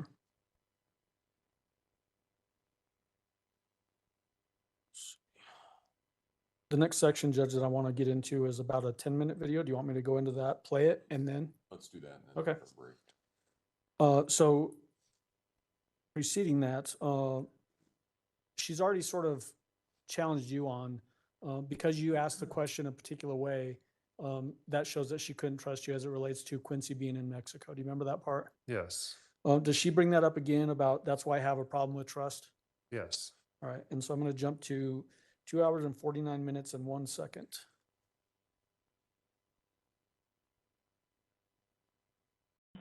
And then it happened February 5th, I think. So what happened was I got all the messages when I logged back in from my iCloud. I got all the messages that were like just sitting there.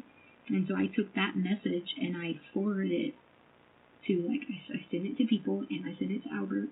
And I said, hey, I said, can you get someone to like look into this? I said, it could be just people, you know, sending random messages, or it could be creepers, you know, like people, whatever, being stupid, or it could be just in general, you know, the actual person. And so no one ever said anything to me about it. Then I get the Snapchat. Okay, so that here. Let me interrupt you for a second. Mm-hmm. Letecia, there's an 11-year-old kid. Again, we have to go back there. 11-year-old kid, injuries in the house. Now we know that. Taken. And you don't come to law enforcement for 30 days? This was a law enforcement But no, person. there's no Barbara. I mean, how did you get him from, except through your friend? You had Amber from the FBI. Right, but she said that she worked with the FBI and she was going to send information. She said that she worked with Amber. I swear to you, if you call Amy, you can get the number from her to find out what Barbara, who the Barbara lady was. And she was actually emailing her today. But if you told them back then, and you trusted them with that information, this is why why are you not today? Because no one has helped. I tried since February 5th. The 5th. Today's March. That's why you see I had such a problem with trust. Is because I was there when you were talking to Amber, though. That was your chance. And to Amber. Yeah, that's the legit FBI. So then, is that what happened when I was talking to Amber? I got a message back from the attorney who said not to talk to you guys because you guys, A, weren't the lead agency or something like that, and then B, not to say anything else unless he was present. That was when I was trying to talk to Amber. But why wasn't that with Barbara then? Because I gave it to my friend Amy, who had this relationship with Barbara, like trying to check on her. But see, and again, this sounds like a lot of your calls, to where you're pointing fingers in different directions, but never giving specific things.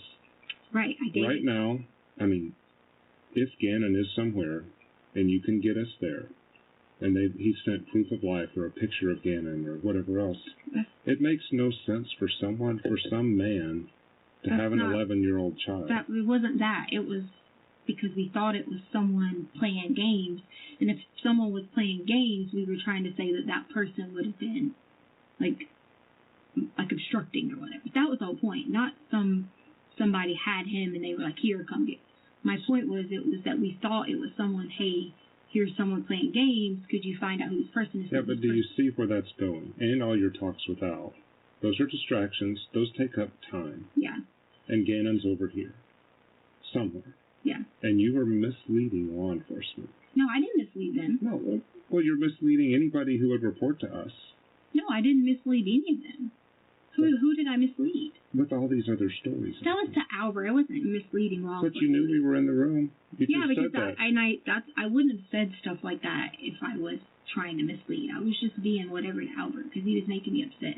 That's all. The dad of a kid is not finding his son. Because I'm also the stepmother who helped him get the kids, and he wouldn't have gotten them without me. So yes, he wouldn't have. You're willing to do that to Al, though. No, I already had apologized to him and said that was awful to say that to him out of anger.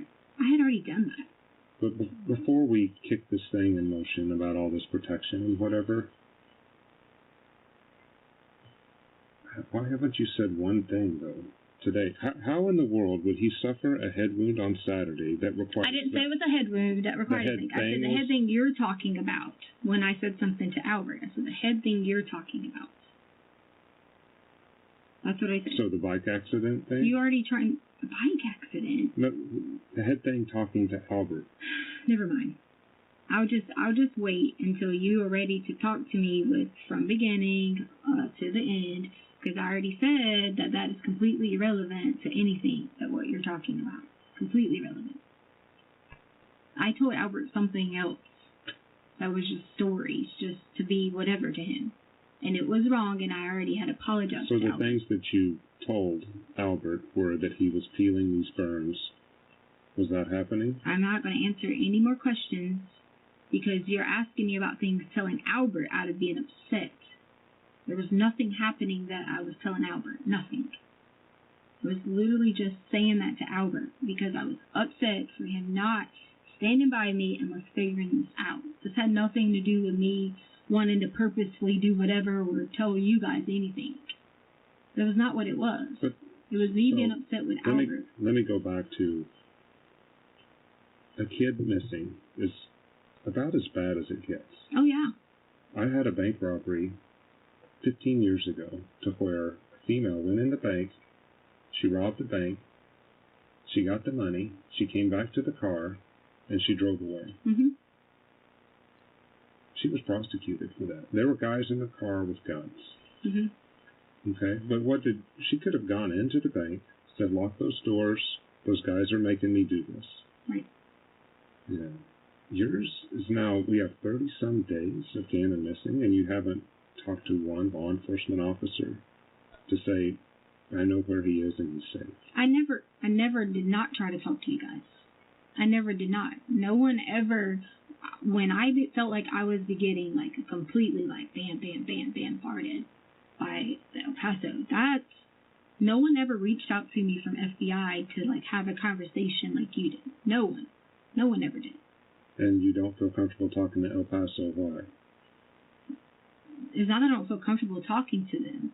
I just feel like from point A to point B, they have taken this approach, and like you made even a comment about something about Palmer Lake and all this, about this. Right. Because that's the approach that they've taken, as if it's just a person who is not alive. And that bothers me because I don't want Well, anyone we're to actually take that approach. We're the ones that told them that, and that's statistically true. What? You statistically told them what? From Gannon's age, Mm-hmm. and from the amount of time that he's been missing, he is most likely dead. But what I'm saying is, as a parent, is that maybe because you're like used to saying that or something, but is that something like as a parent you would want to hear? No, but would you rather hear a lie? Would you rather hear statistically he's probably alive?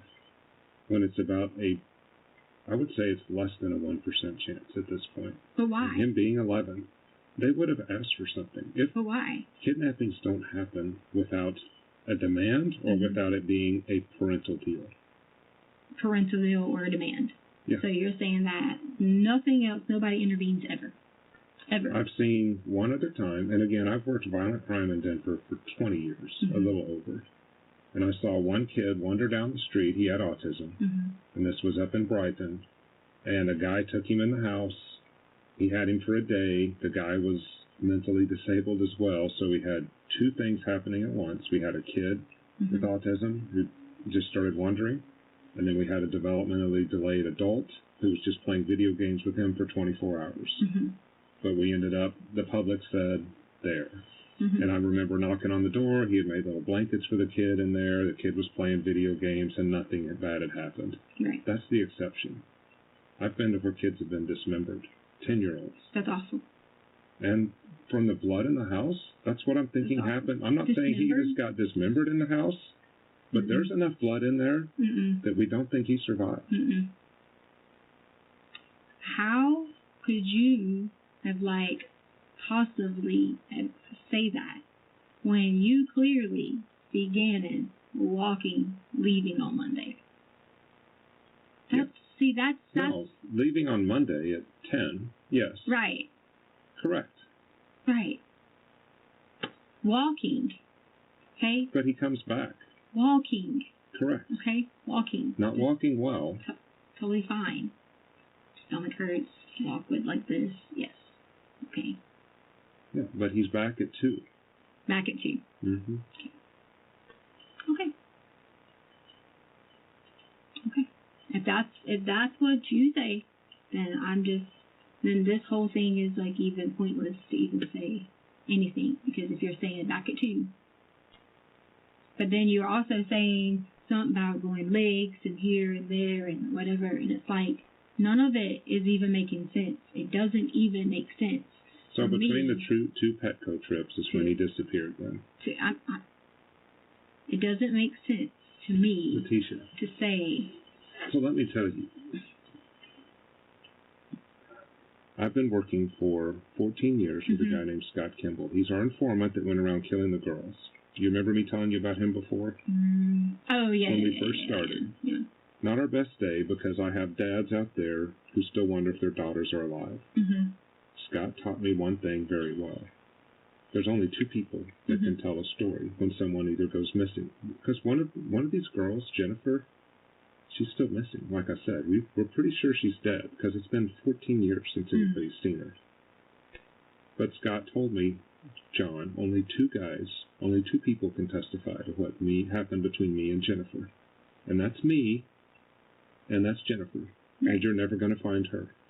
He said that to you? He did. Wow. So I've got to answer to his dad for the rest of my life. And I'll probably be answering to his dad after I retire, because Dad has my cell phone. Dad calls me on her birthday, on the day she went missing, on Father's Day. How was he able to say that to you? Like, because he's like, there's no other witnesses. So when I take a guess, and that's a guess that he came back home, that's because people that looked on the video said he probably did, or, I don't have the information you have. And I hear you do that to Al by saying, oh, so that's what you think. Well, none of us know. You know. Because I have to be that way. If I don't be that way, then no one's going to help me. I don't. I didn't hurt Gannon. Okay, I didn't. That's fine, but right now you're the only one who was with him. But I didn't hurt Gannon. But how are you going to get past these charges without help? How does that work? Without help? Without you telling me. Like, again, it'd be like someone, I told you the story about Jennifer. If somebody knew where Jennifer was, and they're not telling me or Bob Markham, the dad. I didn't say I knew where Gannon was. You said you know he's okay. No, I said as a parent, I'm never going to sit here and say, look at you and say, he's not okay. That's not what I'm going to do, because I didn't do this. So why would I look at you and say that? Like, I'm dead looking at you in the eye saying, I would never as a parent say that. No way could I ever say that. Because I love Gannon. I did not hurt Gannon. Okay. I told you. All right, now it's really 3 hours, 1 minute and 35 seconds. All right, ladies and gentlemen, we will take our afternoon break until 3:35. Mr. Allen? Thank you, Aaron. We'll just need the screens turned back on again. Thank you, Judge. In that last section, and also in the section where the other DA was in the room, appears that defendant used misdirection again. Again, was that fairly common throughout this whole thing? Yes, and she was very effective at doing it when we brought the district attorney in, and she couldn't promise Letecia something. That was yet just another obstacle that we had to overcome to get to the questions we were asking. Similar to the idea that if she would put conditions out there that maybe even be difficult for you to meet? Yeah, the witness protection, the DEA involving other federal agencies. She had a very organized way of thinking about how I might not be able to do the things she's asking, and thus she might not have to answer the questions. When the misdirection would be employed by the defendant, was it around specific points of interest in the story of what happened to Gannon? Yes. Such as what? Well, right now we were trying to figure out who had him, to get at the identity of that. And that was where we were focused. And then instead of giving a name, she would give conditions. But looking back at the phone calls, she would do the same thing with Al. It was a condition of their relationship status first before she would give a location of Gannon. Do you remember her making a statement right after what we just watched where she says, "I'm not the one"? Yes. And you then go through a description of extradition to Colorado and being in jail. Yes. Okay, we're going to play that next, and that starts at 3 hours, 1 minute, 41 seconds through 3 hours, 3 minutes, and 33 seconds. I'll just play it directly from here, actually, because it's only 6 seconds later. I told you where most of these happen. They happen in the house with parents who love their kids. I get what you're saying, okay? I understand. I appreciate what you're saying. I appreciate all the work and time and dedication you put into all of these things to have those statistics. But I am not the one. But then if you're not the one, Not the one. you're going, so do you know what happens from here? What? You go to a local holding cell. Okay. They hold you for 24 hours up to 2 weeks until you get extradited back to Colorado. Okay. You're in jail, Letecia. And unless you tell me that somebody else did this, you're the only one that did it. No, I didn't do it. But I'm telling you. But I didn't. But that's what would be horrible, is if someone else did this, and you're going to let them skate because you're scared? Not letting someone skate. What could you possibly be scared of at this point? I'm not letting. Do you think I would sit here and let someone skate if I could take you directly to the person right now? Why do you think I would need resources? You don't need resources. Right now, what you need is that if someone took my son, and I know who it is, am I going to go to jail for the rest of my life because someone else took my son? No, absolutely not. No, and would I be afraid of my own protection going to jail when I could be free and that person could go to jail? That but she just sit there. Even if I walked you to the person, she just sit there and said, "Oh, I can't make any promises." You can't make promises, but which is better? To go to jail for the rest of your life and hope that we find the person, or to point us to a person? If I'm in your position, it makes no sense. Right. Well, what could you be scared of at this point? Reprisals? No, the fact that you don't have. Apparently, you would have found some of this already if you would have had the resources. That's what scares me. So stopping it at 3 hours, 3 minutes, and 33 seconds. After you explained the extradition, you said you're the only one that did this. Does she then use misdirection again to get you off topic and move you away from trying to press her? Yes. What's your impression of that very end where what scares me from her perspective is you would have found this if you had the resources. What's your take on that? It's what I explained to her earlier, that she's expecting me to know answers to the questions that only she has the answers to.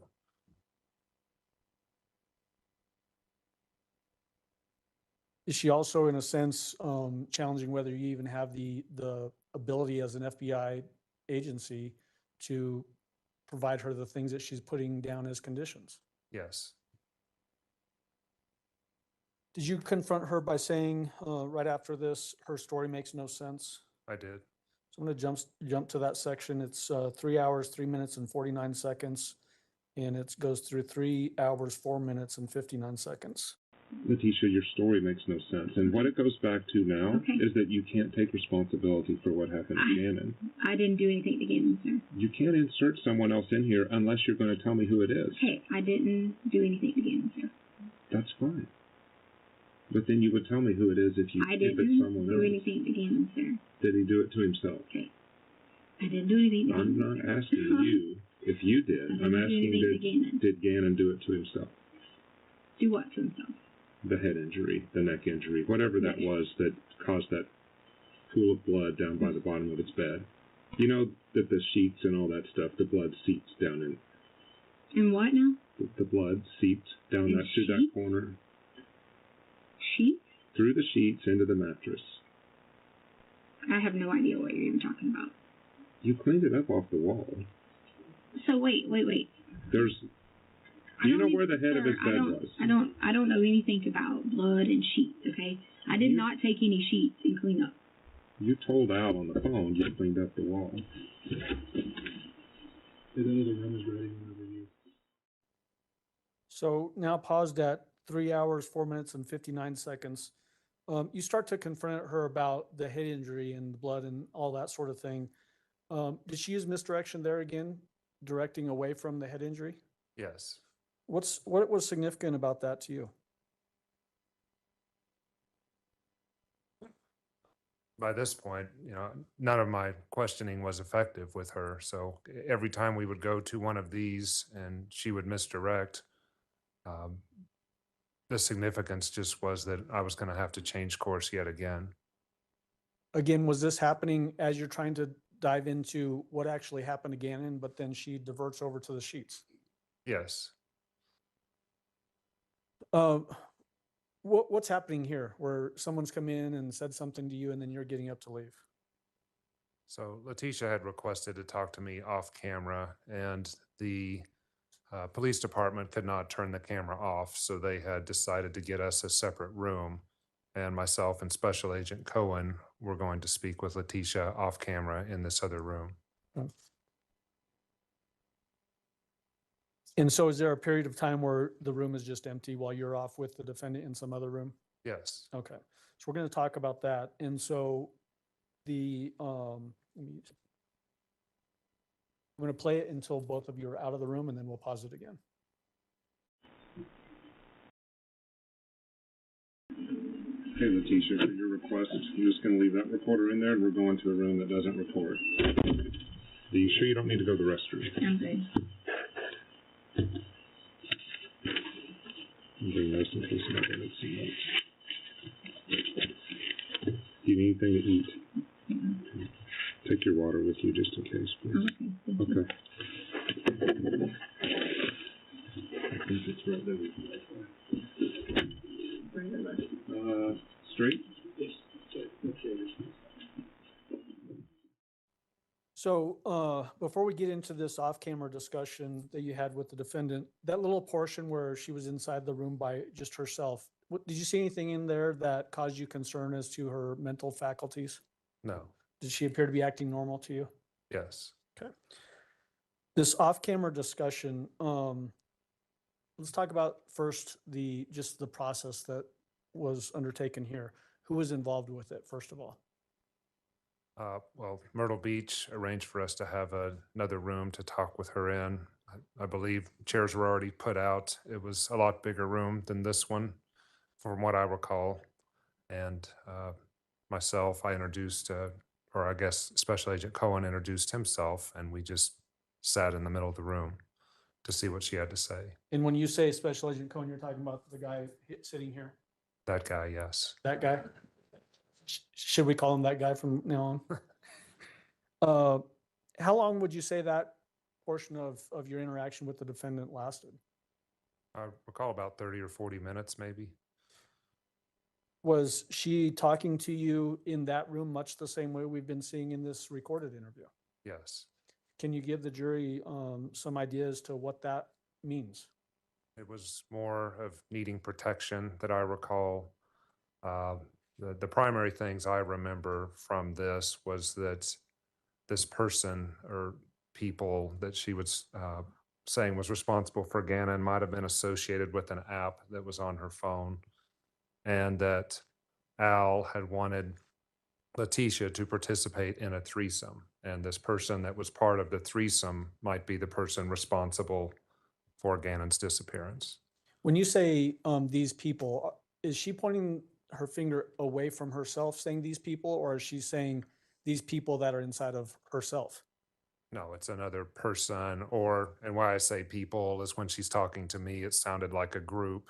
So I'm leaving that just kind of open, but she was referring to this threesome as like it was another female who was involved, that if we find who's in this app, we might find the person who abducted Gannon. And when you're saying app, you're talking about, was she saying an app on a phone? That's correct. Okay. And when we're talking about these other people, just to be very clear, is she saying that these other personalities that are inside of her own self, No, Other persons or personalities? no, Okay. Did she describe in that portion of your interview this off camera a different way in which Gannon suffered a head injury? yes. What was that? I believe it was the pushing the beds together. Okay. Did she describe that as occurring on Saturday night? So that would be January 25th. Yes, Do you remember her giving you any description as to her looking at and assessing that injury? yes. Letecia said she looked at the injury, assessed it, and said it wasn't very egregious. Did she include specifically that it didn't even need stitches? Yes, Did she give a description as to where on the head that injury occurred?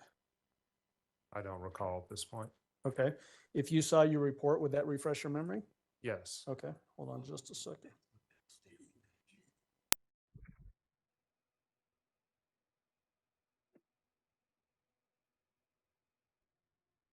No, I'm not seeing it in this particular report, so let me come back to that in just a moment. Did she talk to you about taking a SIM card from her phone? yes. What did she say about that? Yeah, I don't remember that either. Sorry. Okay, well, that one is definitely in this report that I've got in my hand right now. Before I get to that though, were you aware from the investigation that her cell phone was seized by El Paso County Sheriff's Office on January 29th when she tried to leave the sheriff's office during her interview? Yes, Do you know or are you aware of cell phones having SIM cards that are in them? correct. And so her indication that she still had a SIM card from that phone, would that be factually possible? It should not be. Okay.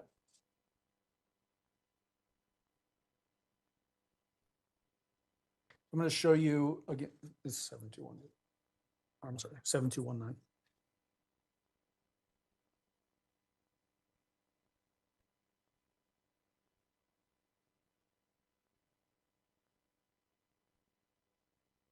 SIM card sections here.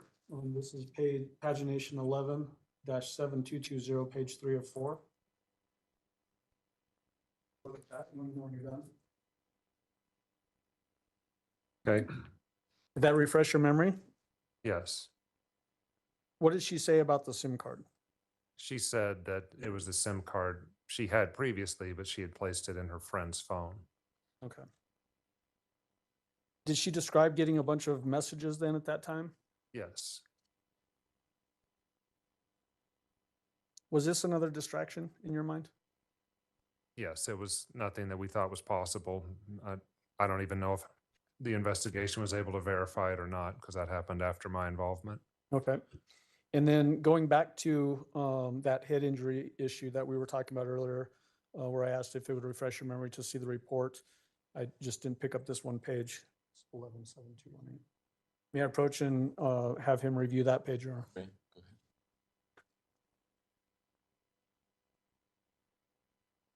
it's this last paragraph on this page. Thanks.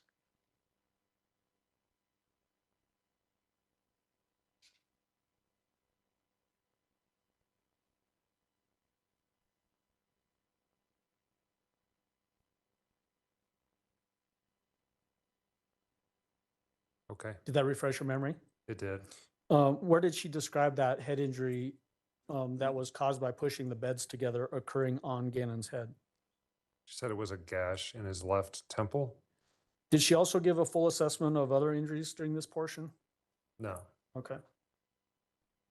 Was there some discussion here about Angel and Petco? Yes. What do you remember her saying about that? Well, we discussed Angel later, back on camera, but I remember Angel coming up as a result of this app and the threesome that happened. As Angel was a female who may have been involved in Gannon's disappearance. And this Angel is potentially the one that the defendant was suggesting might have been contacted for the threesome issue? Correct.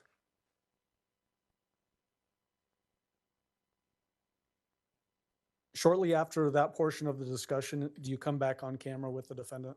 Yes. All right, I'm going to retrieve that page of the report from you.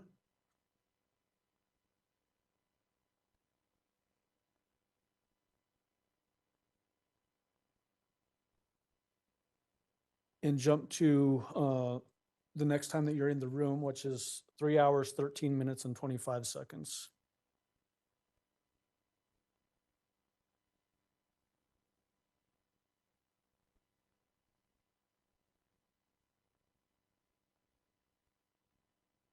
Is this immediately after you get out of that separate room that's not recorded, do you then discuss Angel on camera? Yes, Is that what we're about to watch here? yes. Okay. So I'm going to play 3 hours, 13 minutes, and 25 seconds through 3 hours, 25 minutes, and 41 seconds. Judge, this is about a 12-minute gap of time. So maybe you want Mr. Grusing to step down? Okay. You all right? So for this, I spoke with the district attorneys and stuff. For this protection thing with Angel, we have to know last name, all that stuff, how you met her.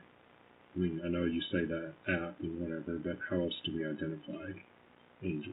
I mean, I probably could just reach out, like, using Snapchat and stuff like that. Can you describe her? Yeah. What does she look like? So she actually kind of looks a lot like me. Yeah. Yeah. Like, almost like, you know, as if she's definitely Hispanic. So where all have you met her? She came to our house. I went shopping. When did she come to your house? Were you I saying can't give you the September? exact date. It was somewhere around September. So whatever that she babysat for us. And then who all did she babysit? For everyone. Uh-huh. Like, both kids.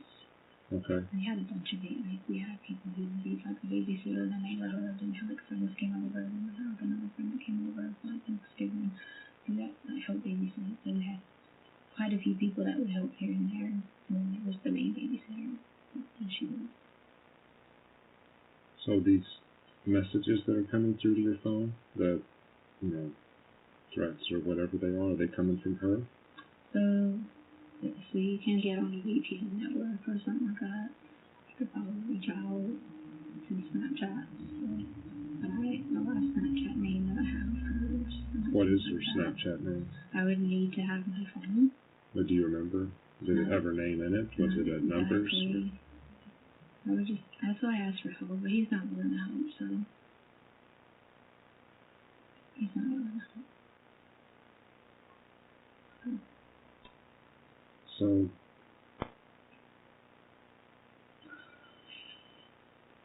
to tell you back what we talked about, that I don't, sir. If I'm not going to get any help, then I would just have to get help. Otherwise,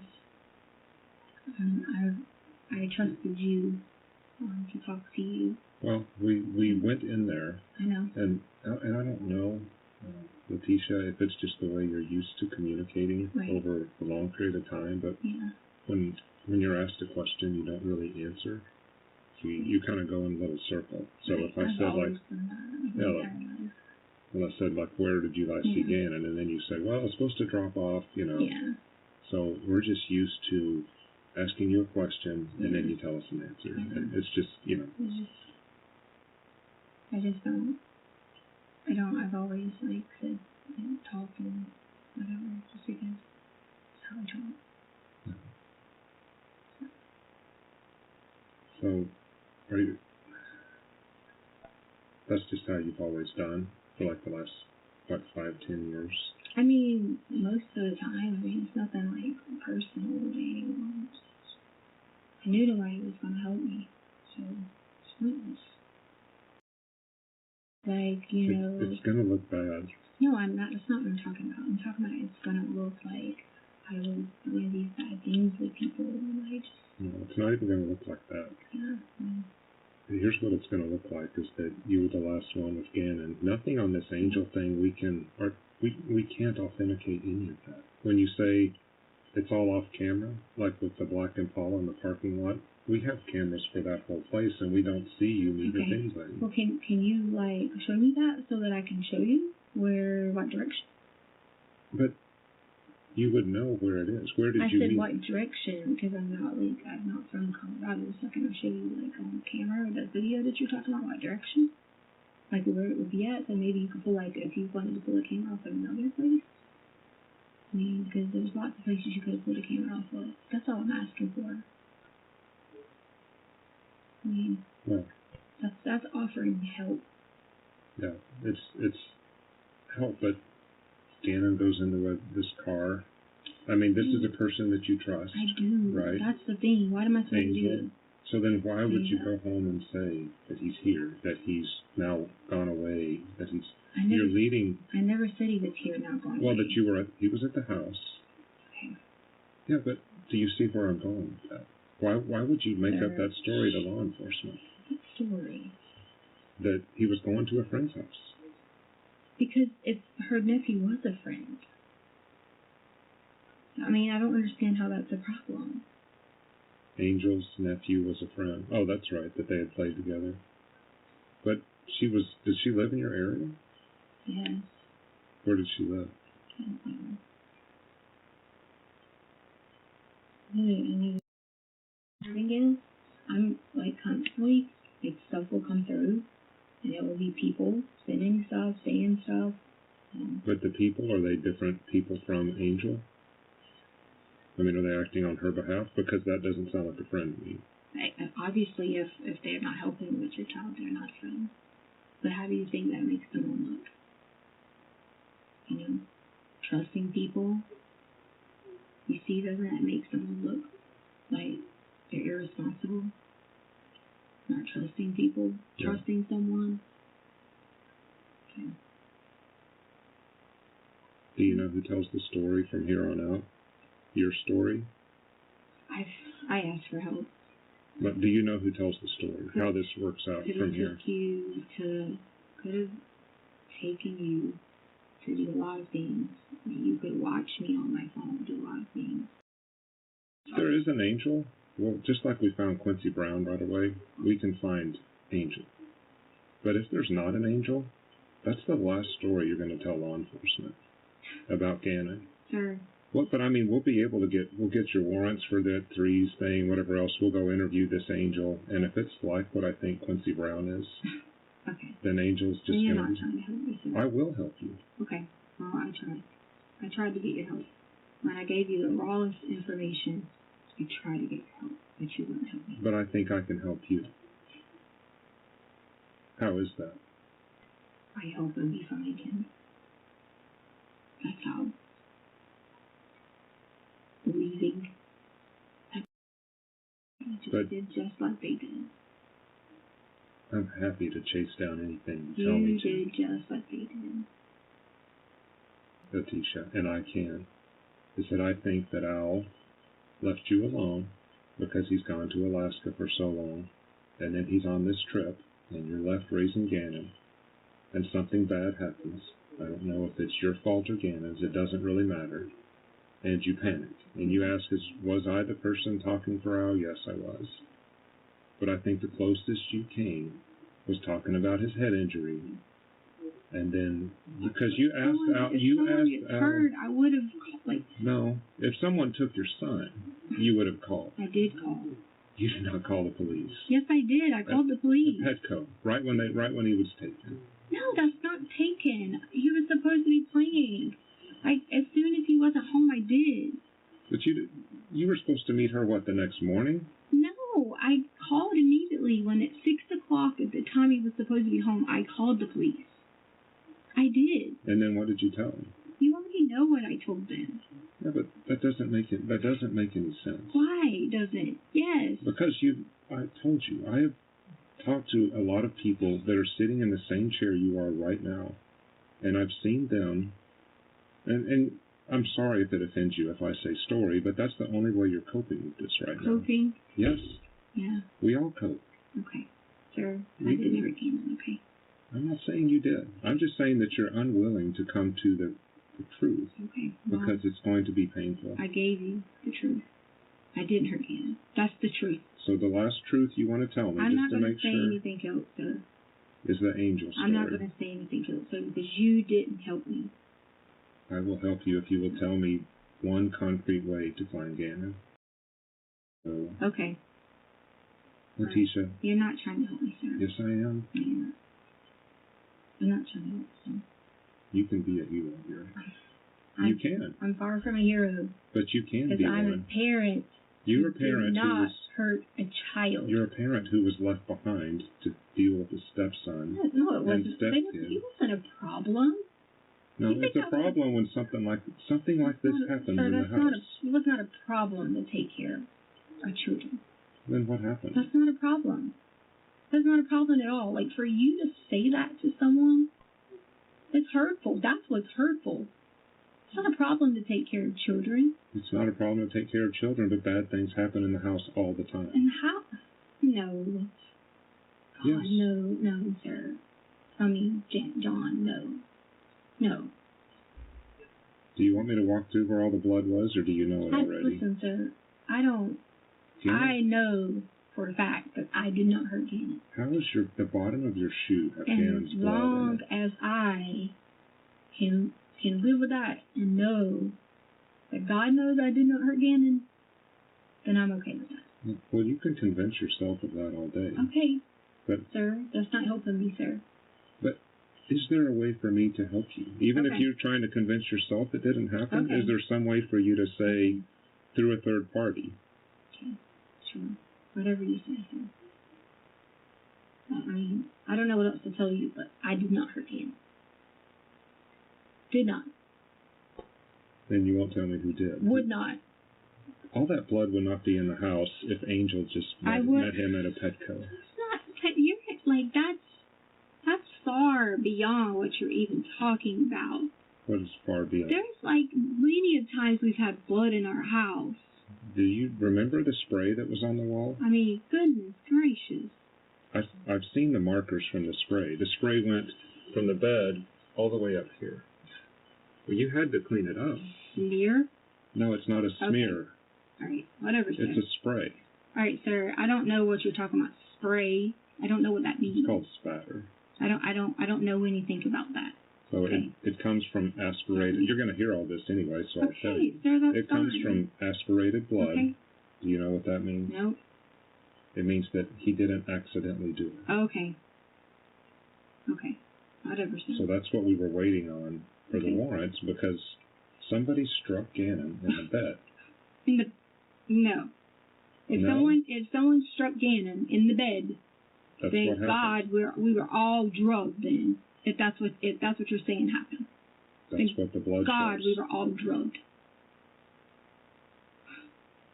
Well, then can you tell me how that blood got on the wall? Sir. That's Gannon's blood on the wall. Okay, well, I guess, sir, if you think you have all the answers, then You're making me guess. I'm not. You've got the answers, I'm not making Letecia. you guess, sir. I'm going to be respectful to you because Letecia, you offered to help me. You didn't help me, so I'm just going to sit here. Then.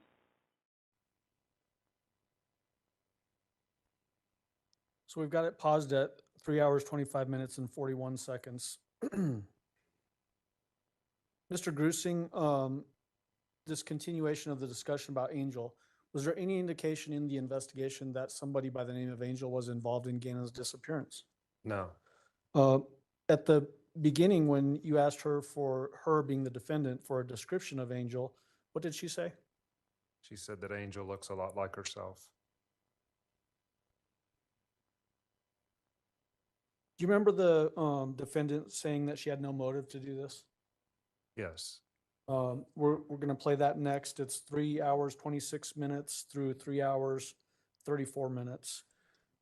So about 8 minutes, Judge. I don't know if you want him to stay up for 8 minutes or not, on the stand or not. Give me just a minute. Okay. Where's it? You can, it's up to you, Mr. Grusing, if you want to stay there for the 8 minutes or. I'll go. He's got a step skull, I think.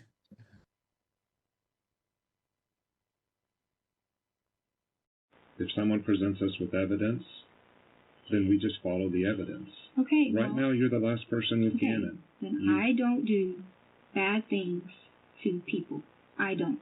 I don't think you do bad things Okay. to people. I don't do bad things to anyone, and I didn't do anything bad to Gannon. I think something bad happened to Gannon, and I don't know of a way to get you to tell me about it. Okay. I tried through Al to get you to tell me about it. We've tried here. Okay. You came, and I think you have a defense mechanism. And I think your defense mechanism was, you need to go into another room, you tell us. what No, that happened was with not Angel. no defense mechanism. I trusted you to talk to you because I thought you would If you help. trusted me to talk to me, you would tell me where Gannon is right now. I don't know where Gannon is. You do. You know where he last was, and it wasn't at the Okay. Petco. Okay then. Whatever But see, you say, can't sir. make me guess. That's not I'm fair not- to me. Why would I keep not fair to talking Gannon. if you're not going to help me? You tell me how to help you. I already did. I already did tell you. I told you how you could help, and you. Nobody holds a kid like that. Okay, if that's what you think. No, I'm just saying, Okay, if the Sir. sun comes up in the morning, it goes down at night every Okay. day. We have Sir. worked hundreds of these if things. that's what you think. Okay. Me talking to you is not going to do anything else because all you're going to do is go think that you're going to get me to say something that I did that I didn't do. That is not what I want. Because I did not do anything to Gannon. Why would I hurt our child? I had everything in the world. Why? I have no motive. None. Don't have the first motive. Everything I wanted in my life, I had it. Why? Doesn't make any sense. It doesn't make sense a lot of the time what happens inside of a house. Well, sir, I don't even know what you're talking about. All I can tell you is, I did not hurt Gannon. I have no reason to. In fact, to go on the record, I had a way better relationship with Gannon than I did with Lena. Way better. Because we were so much alike. We always like the same things. We always have problems with our stomach. We always do all these things. Do you know that there's almost a correlation sometimes between how much you get along with someone and how bad things happen in the house? I'm telling you that, Keisha. Well, maybe bad things happen in your They house. They happen in the house a lot more than they do out in then public. Maybe bad things happen in your house. But Would it help if we showed you pictures of what we saw Sir. on the wall and by Sir. the bed? Sir, When you say nothing bad happened, you can't get around. Yes, Al, but we did not show Al that on purpose. He had to come get stuff out of the house. And he looked and saw the blood pool was about this big on the concrete. okay. And That then is what? not from a little gash like that. Okay, and then what? And then you showed this to him, or how did No. he see this? He had to come get stuff out of the house. I wasn't even there that Okay. day. After you allowed people to stay in this house for a week. I did not allow anybody to do anything. Someone did. Okay, well, that's not my call. Okay. So what I'm saying, though, is the wounds that you're describing to Okay, him, even what- when you're saying I'm it not- doesn't, sir, I'm going to tell you now. when you say the head thing was Saturday, What I'm going to tell you now is people were inside of a home living, and it was not me. So maybe you can talk to whoever allowed people to live in the home, okay? Whatever you're saying that was done extra or whatever, maybe you can talk to those people who were allowed to stay in a home during this supposedly, okay? That's what I think. Maybe you can talk to people who were... you're saying that the injury to Gannon happened. I'm not saying anything except I know you're telling me this stuff. You're saying this about, how bad these were and these things were. All I can tell you is maybe you can talk to the people that were allowed to stay in the home during this time. During this time that you have this supposed evidence, people that were allowed to stay in the home and people that were allowed to walk in and out to see it, supposedly. Okay? So Gannon was in, all these wounds happened after he went. I'm not saying anything other than, sir, you are telling me, you just sit here on record and telling me that Albert went inside somewhere that you were supposed to have as a supposed crime scene. I wasn't there for that. If you want, I can get an answer for you about who was with him. That's not what I'm asking you. I'm saying for you. You as a professional, you would have allowed that, supposedly? If he has to go get stuff, Okay. yes. Yeah, I'm sure that's As how long it as the scene had been processed. Okay, processed, sure. Okay. Why would we not do that? I'm sure that's how it works in this country. Doesn't it sound a little bit weird to you? If the scene has been processed, Okay. no. I had a girl that was burned alive in a house in Bailey. The scene was processed. supposedly when people were still there day 1, day 2, day 3, and the scene was processed? Day 4, day 5, day 6, and the scene was processed.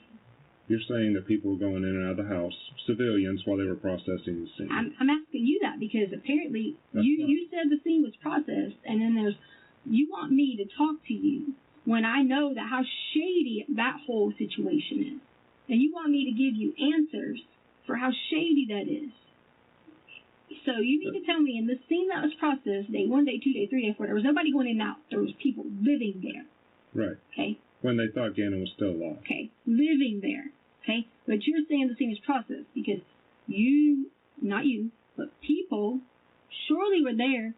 It's all on camera that there was crime scene people there while people were living there. Of course, because they didn't know the severity of the scene. They Okay. just thought Gannon was ran away, like you said, Okay. to go see a So neighbor. the point is, how am I supposed to put my trust and faith in any bit of the system like that when that was going on?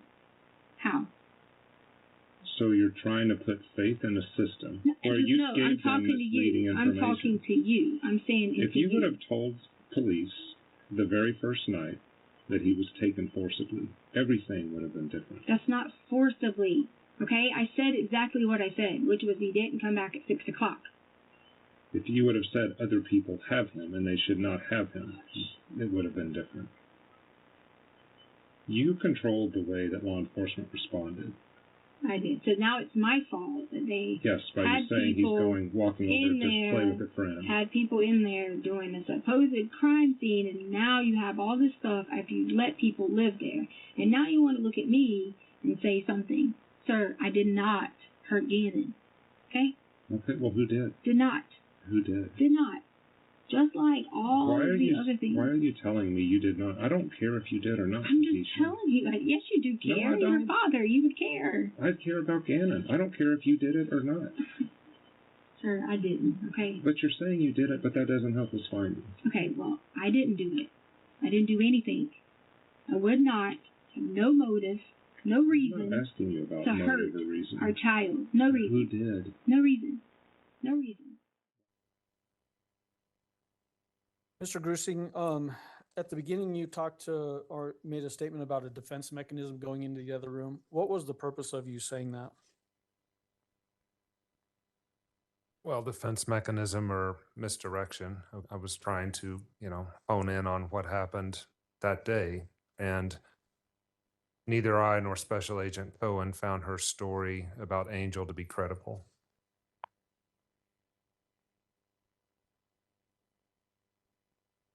This tangent that we just witnessed happening where you're trying to get her to give who hurt Gannon, right? That challenge of that. And then she's talking about the scene instead. What was your impression of that? It was yet another attempt to knock me off my line of questioning, another misdirection. As you can see, she's very effective at doing it. And I was telling her that the whole reason that law enforcement responded like they did was based on her initial report. But as she continues to talk over me and saying that because of the way she created Gannon just being at a friend's house, now that is a problem. It's yet another big hurdle that I've got to overcome to get to what happened to Gannon. In that last clip that we played where it's the discussion about Angel, in some respects, did she actually revert back to Gannon is with a friend and didn't come home on time? Yes, So reverting back to the very original story that she told the police on January 27th. right. That statement that she makes in this particular portion, she likes Gannon way more than Lena. You remember that? Yes. When you went through those searches with her earlier in the interview, did you find any, or did you recount any searches, I should say, to the defendant about involving stepdaughters or Lena specifically? No. In fact, you read to her some of those searches. One of them, I don't like my stepson. Correct. I don't like my stepson. Should I get a divorce? Yes.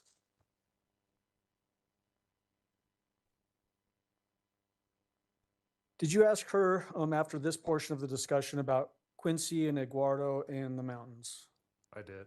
What were you trying to get to there?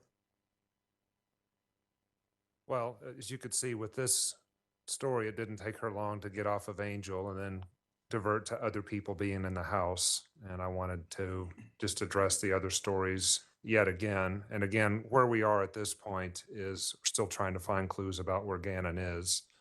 And I had already explained to her that I think the closest she came to describing Gannon's injuries was when she spoke about Quincy Brown. So I decided to go back there and give that a try. What do you mean by that? That the closest she was to describing Gannon's true injuries was when she was talking about Quincy Brown. Tell me what you're talking about. Well, I never saw the full autopsy of what happened to Gannon. I only heard about it secondhand. But when she was describing the head, the hands, the knees, and the blood pouring, that's the most descriptive. She had come with us, with us meaning investigative team, even including here. So that was the most descriptive as far as any potential injuries that she was willing to tell the investigation. Correct. So we're at 3 hours, 34 minutes and 50 seconds. We're going to play a 5-minute clip, 3 hours, 39 minutes and 50 seconds. If you give me another name, I will chase that person. You've tried Eduardo in the house, you tried Quincy Brown up in the mountains, now you've tried Angel. I never said anything about no mountains. Yes, you did. You were supposed to ride a bike up there in the mountains with Quincy Brown. But I never told you that. You said you knew I was in the room. I didn't say I knew you. I don't even know who you were. FBI. I never know who you were. I didn't never say FBI either. It's not what I said. Law enforcement. No, I said I know someone is listening. That's not got to be us. Okay. No, it could have been anybody. That's fine. I don't need to argue that with exactly. There's no point of arguing that. You're not going to help me, so. I think you could control this story by. Always control it, sir. Well, you are concerned about what other people think. I've been completely respectful to you, and I have talked to you. I've been respectful to you, been kind to you. I did all these things to you because that's who I am. So I was raised. Wasn't raised to be bad to people. I don't think you're a bad person, but I think bad things happen all the time. I've seen it. Why bad things have to happen? Because an 11-year-old boy is not home, and he's not hanging out with somebody. Okay, sir, okay. I'm glad that you think something so bad happens all the time. I'm sorry that you have to have this shield up of nothing but no compassion and all that. I'm sorry for that. I really am. But I have no reason, none, to hurt anyone in my family. None. Can you tell me why there's blood on the bottom of your shoes? Out of what shoes? The shoes they recovered in the garage. In the garage?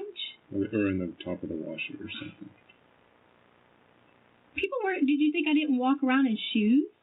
With Gannon's blood on the bottom? What has that got to do with anything? I've already told you. We were outside unloading stuff. What has that got to do with anything? We were outside unloading my car.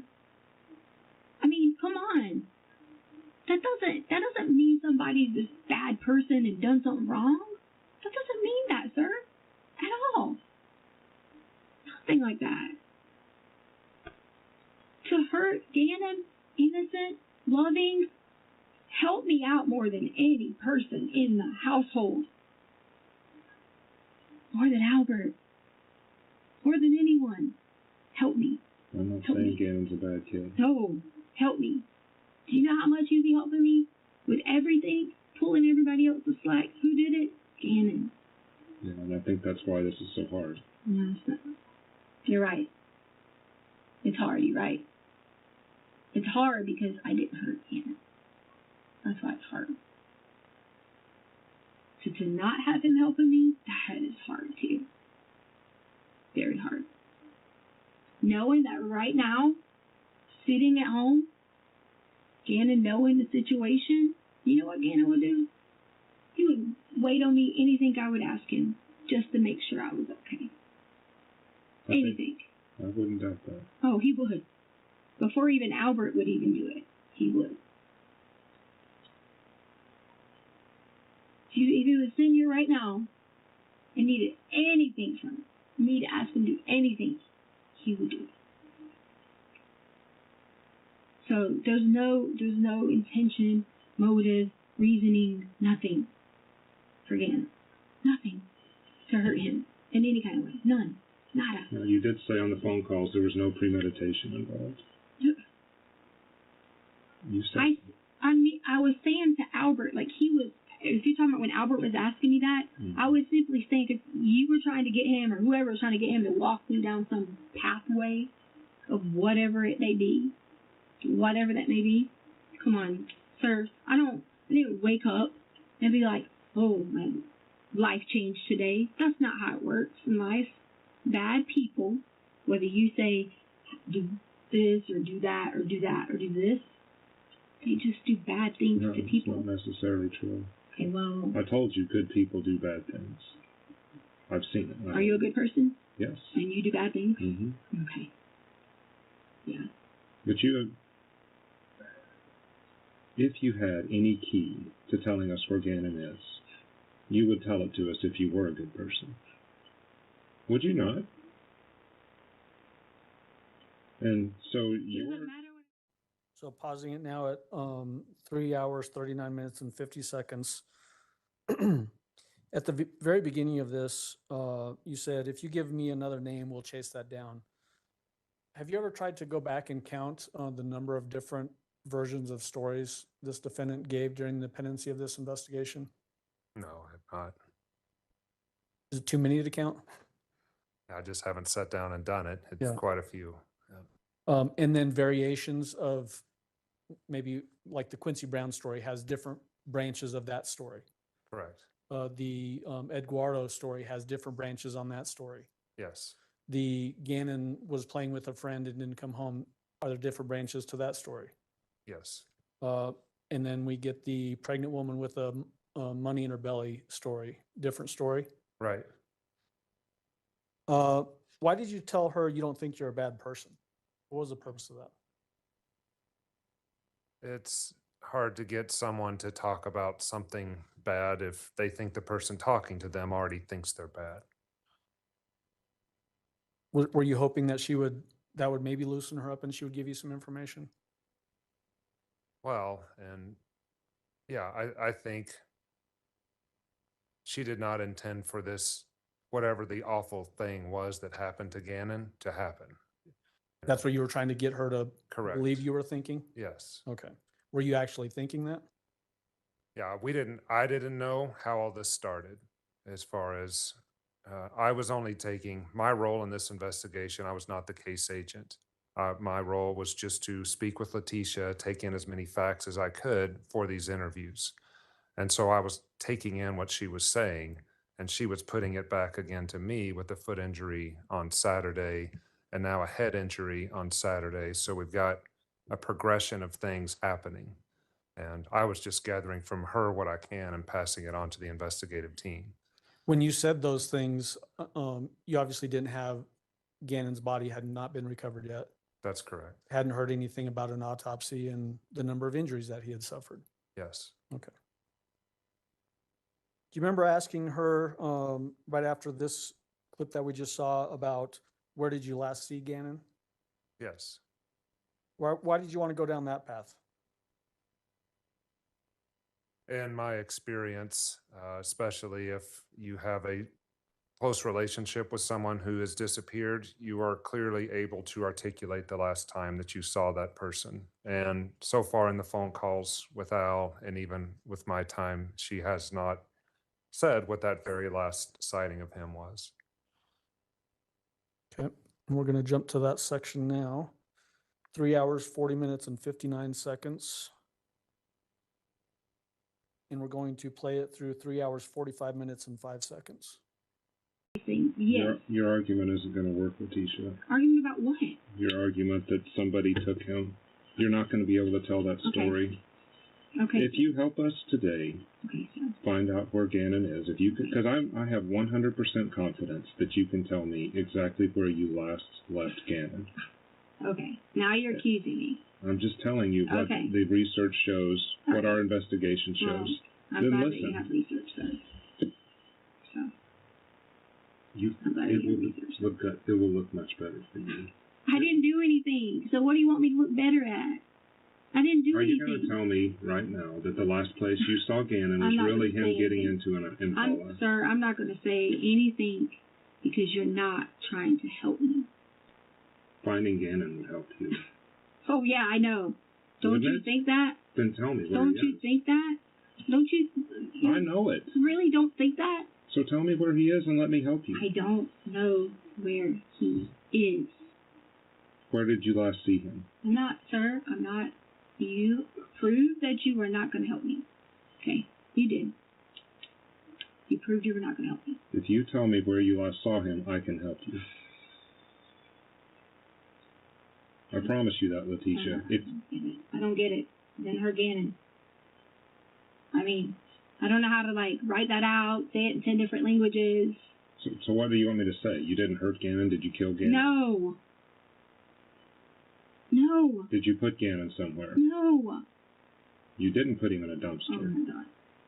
Dumpster? Why are you even saying these bad, horrible things? Because we've been tracking your car. We've been tracking, even when your phone is off, it can be tracked. Good, sir. I'm glad. And so we've been going through dumpsters all Okay. through. Is Gannon in a dumpster?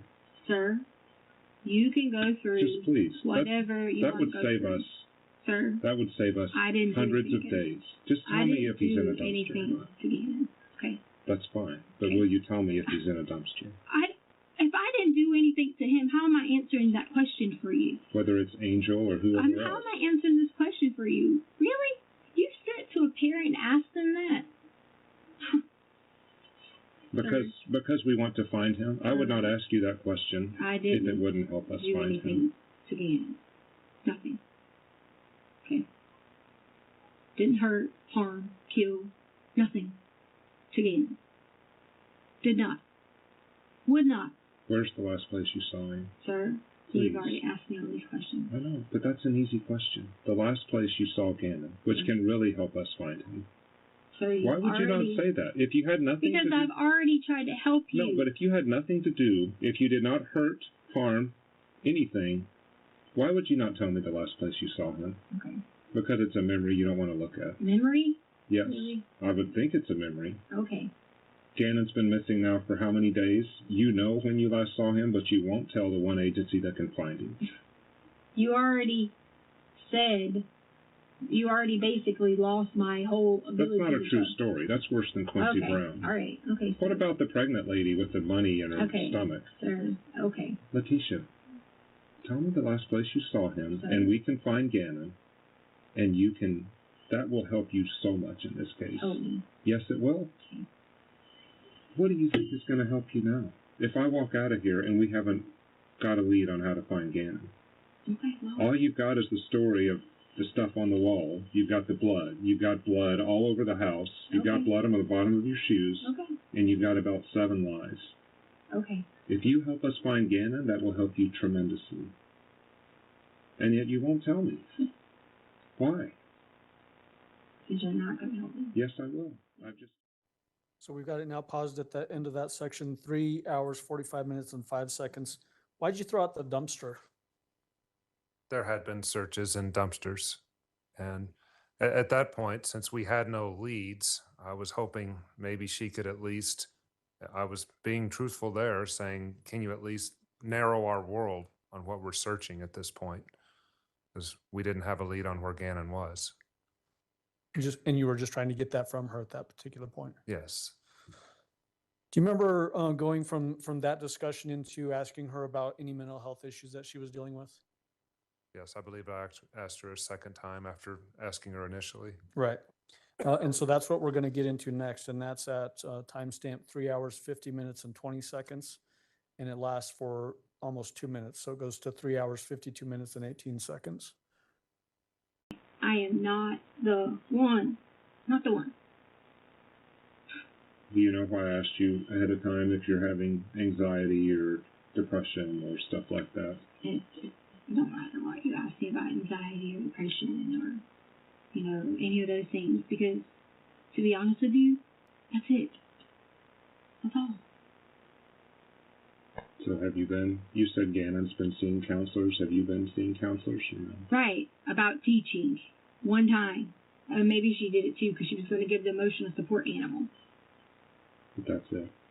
Yeah, it was the 2 times on base. And we talked about not wanting to be in teaching anymore and all that route. Stress on the job. That was what we talked about. You had searched a little bit on the suicide stuff. What suicide stuff? Or was that you, or was that just random keystrokes? Suicide? I don't even like. Have you ever thought about suicide? Yeah. Who? You. I'm not thinking about suicide. I'm just asking. Quotes a suicidal person might say. That's what I was looking at. Yeah, because I have someone in my family before that had said that to me, and I've looked up information. But that's not you. Okay. Wow. How do you think People that? have things in their family go on too, you know, that you maybe want to look up and be like, oh, this is going on in their life. I wonder how they're dealing with this.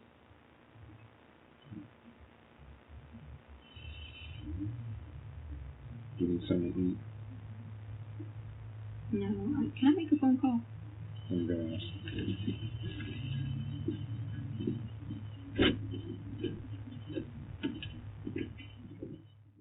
So when you're asking her about any mental health issues, did she indicate basically only 2 times? Yes. And what was the reason that she was seeing this counselor? Counseling on the base regarding her teaching, I believe. Okay. When you left the room here, what were you doing? I believe she asked if she could make a phone call, and plus I wanted to check with our team, so I wanted to see, what was going on with them. Okay. When you came back in the room, did you start to ask her about the board that was found with blood on it?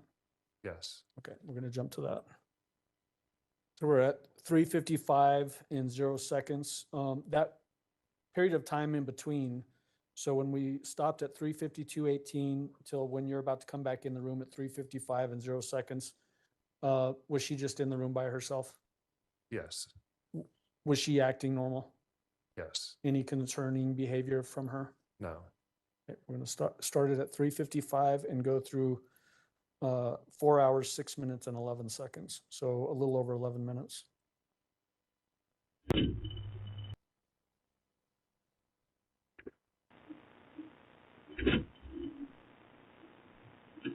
Need restroom or anything? Mm-mm. Who do you want to call, Letecia? I just wanted to call to see that Harley got home. She did. Okay. Yeah, they talked with Harley, they talked with Dee Dee, they talked with Laura. There were search warrants at Laura's house, Dee Dee's house, your van. I think that's it. So yeah, they got Harley back home. Mm-hmm.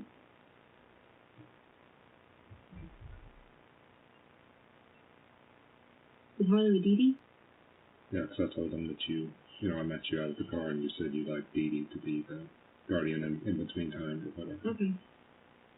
Well, why are you searching their house? I mean, Because you'd stayed there. I'm saying like they're not in trouble, are they? No, neither Laura nor Dee Dee are in trouble.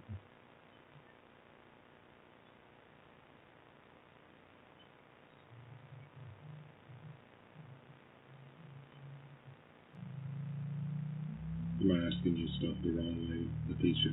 No, not. I do want to help, and whether you did this or not, it doesn't matter to me. All the reason they asked me is to come help find what happened again. And if I can't get past, if I can't prove a story, whether you tell it to me, Al tells it to me, whether it's El Paso Sheriff's Office, again, I don't take anything as true until I can prove it. With all the evidence that they have, the reason why it took so long is the district attorney wanted to wait and wait and wait till they made sure they could win in the courtroom. Okay. And I've done no-body homicides before. They have more on this case than we do on most of them. Okay, so. I don't want you to be the way you can help yourself out of this thing is to give us something, even though it's very, You just said you have difficult. what you need, so We why do you need to keep asking me?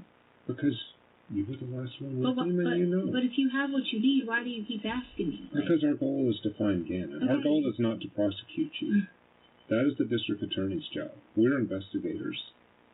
And like you've just seen, I do a poor job about half the time because I have to guess.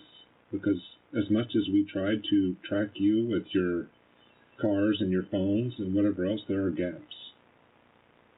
We do have, like I told you, the blood in the house. We do have the blood on, do you know about the board that was thrown in the forest? Letecia? oh. What? I'm sorry, sir, what? That's okay. The board that has Gannon's blood on it that was thrown in the forest. Okay, so alright, so what? It's got your DNA on it. Okay. But then how do you explain stuff like that and then turn around and Sir, say, but then turn around and say, I don't know. Sir, I don't know. lived in the house with Gannon. I was Gannon's main caretaker. I wouldn't be surprised if everything I done didn't involve Gannon. Like, oh, okay, well, you brushed his hair. Oh, okay, you helped him brush his teeth. Whatever. But that board was from the house, and then it's up on by Highway 105. Board from the house. I've already explained to you about any kind of stuff that would have been from the foot. I've already told you that. And I don't know what you... But I mean- Gannon didn't go throw it up. Okay, so now someone threw it up there. So now someone threw it up Or there. dropped, or whatever. How did that board get up there? Sir, now you're going on about this Well, board. Leticia, And Albert already called about this board. Because you were there, right? Yes. And the sock and all this stuff, right? The sock had nothing to do with it. Okay. But yeah, he said a sock. But he did say a sock. Right. But the board is true. Sir. The board was right where your Tiguan was. Sir. Tiguan. Yeah. Oh, gosh. Yeah. Because we tracked it. Look, you could have gotten all that from me easily. You just log into the app.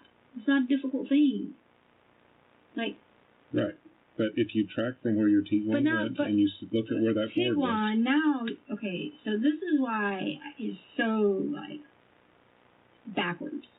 So now my Tiguan, but I was driving the truck, and then now my Tiguan, and now, you tried on the rental car, but then No, you had 3 different cars. there's proof on the rental car that I didn't even get to drive it.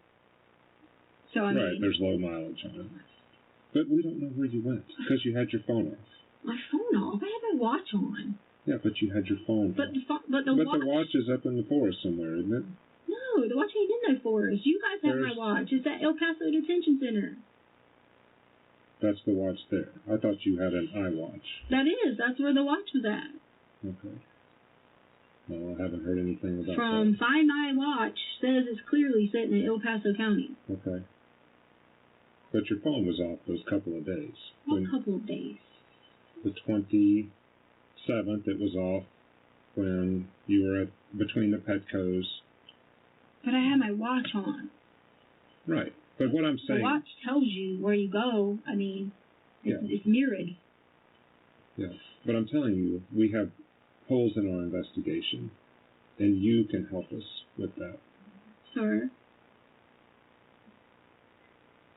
I didn't even drive my car anywhere, really, other than just going to meet friends.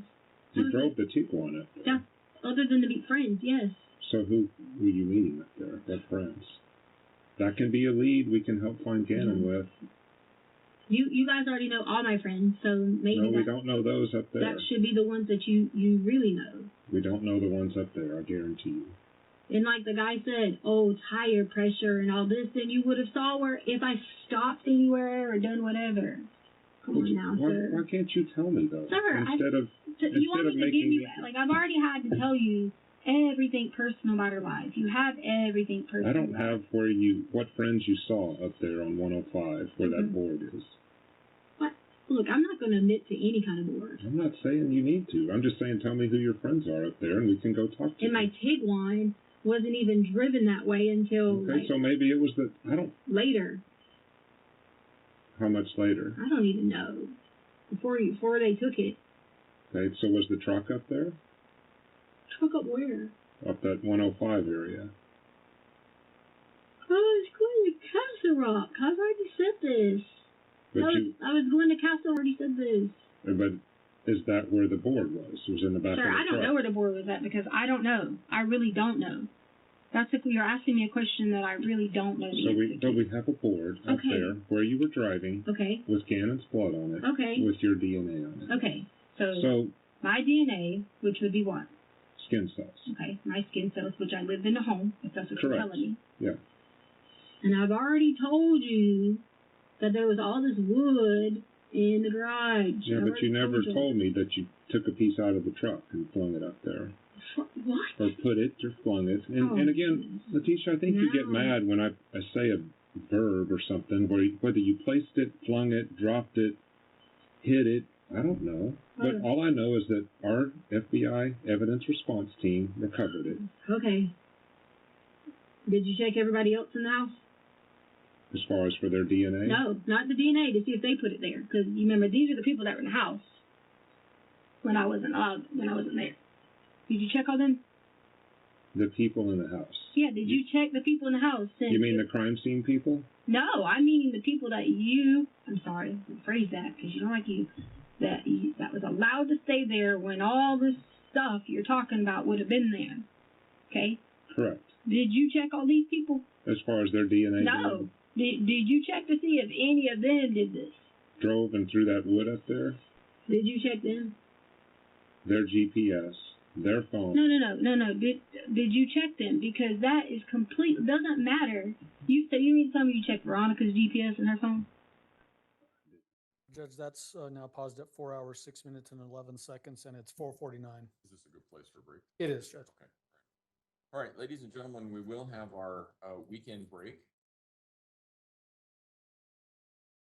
If it was such a bad thing, to be honest with you, wouldn't it make more sense for me just to like get in my car and go live somewhere else? Like that Mhm. makes more sense, Yeah. right?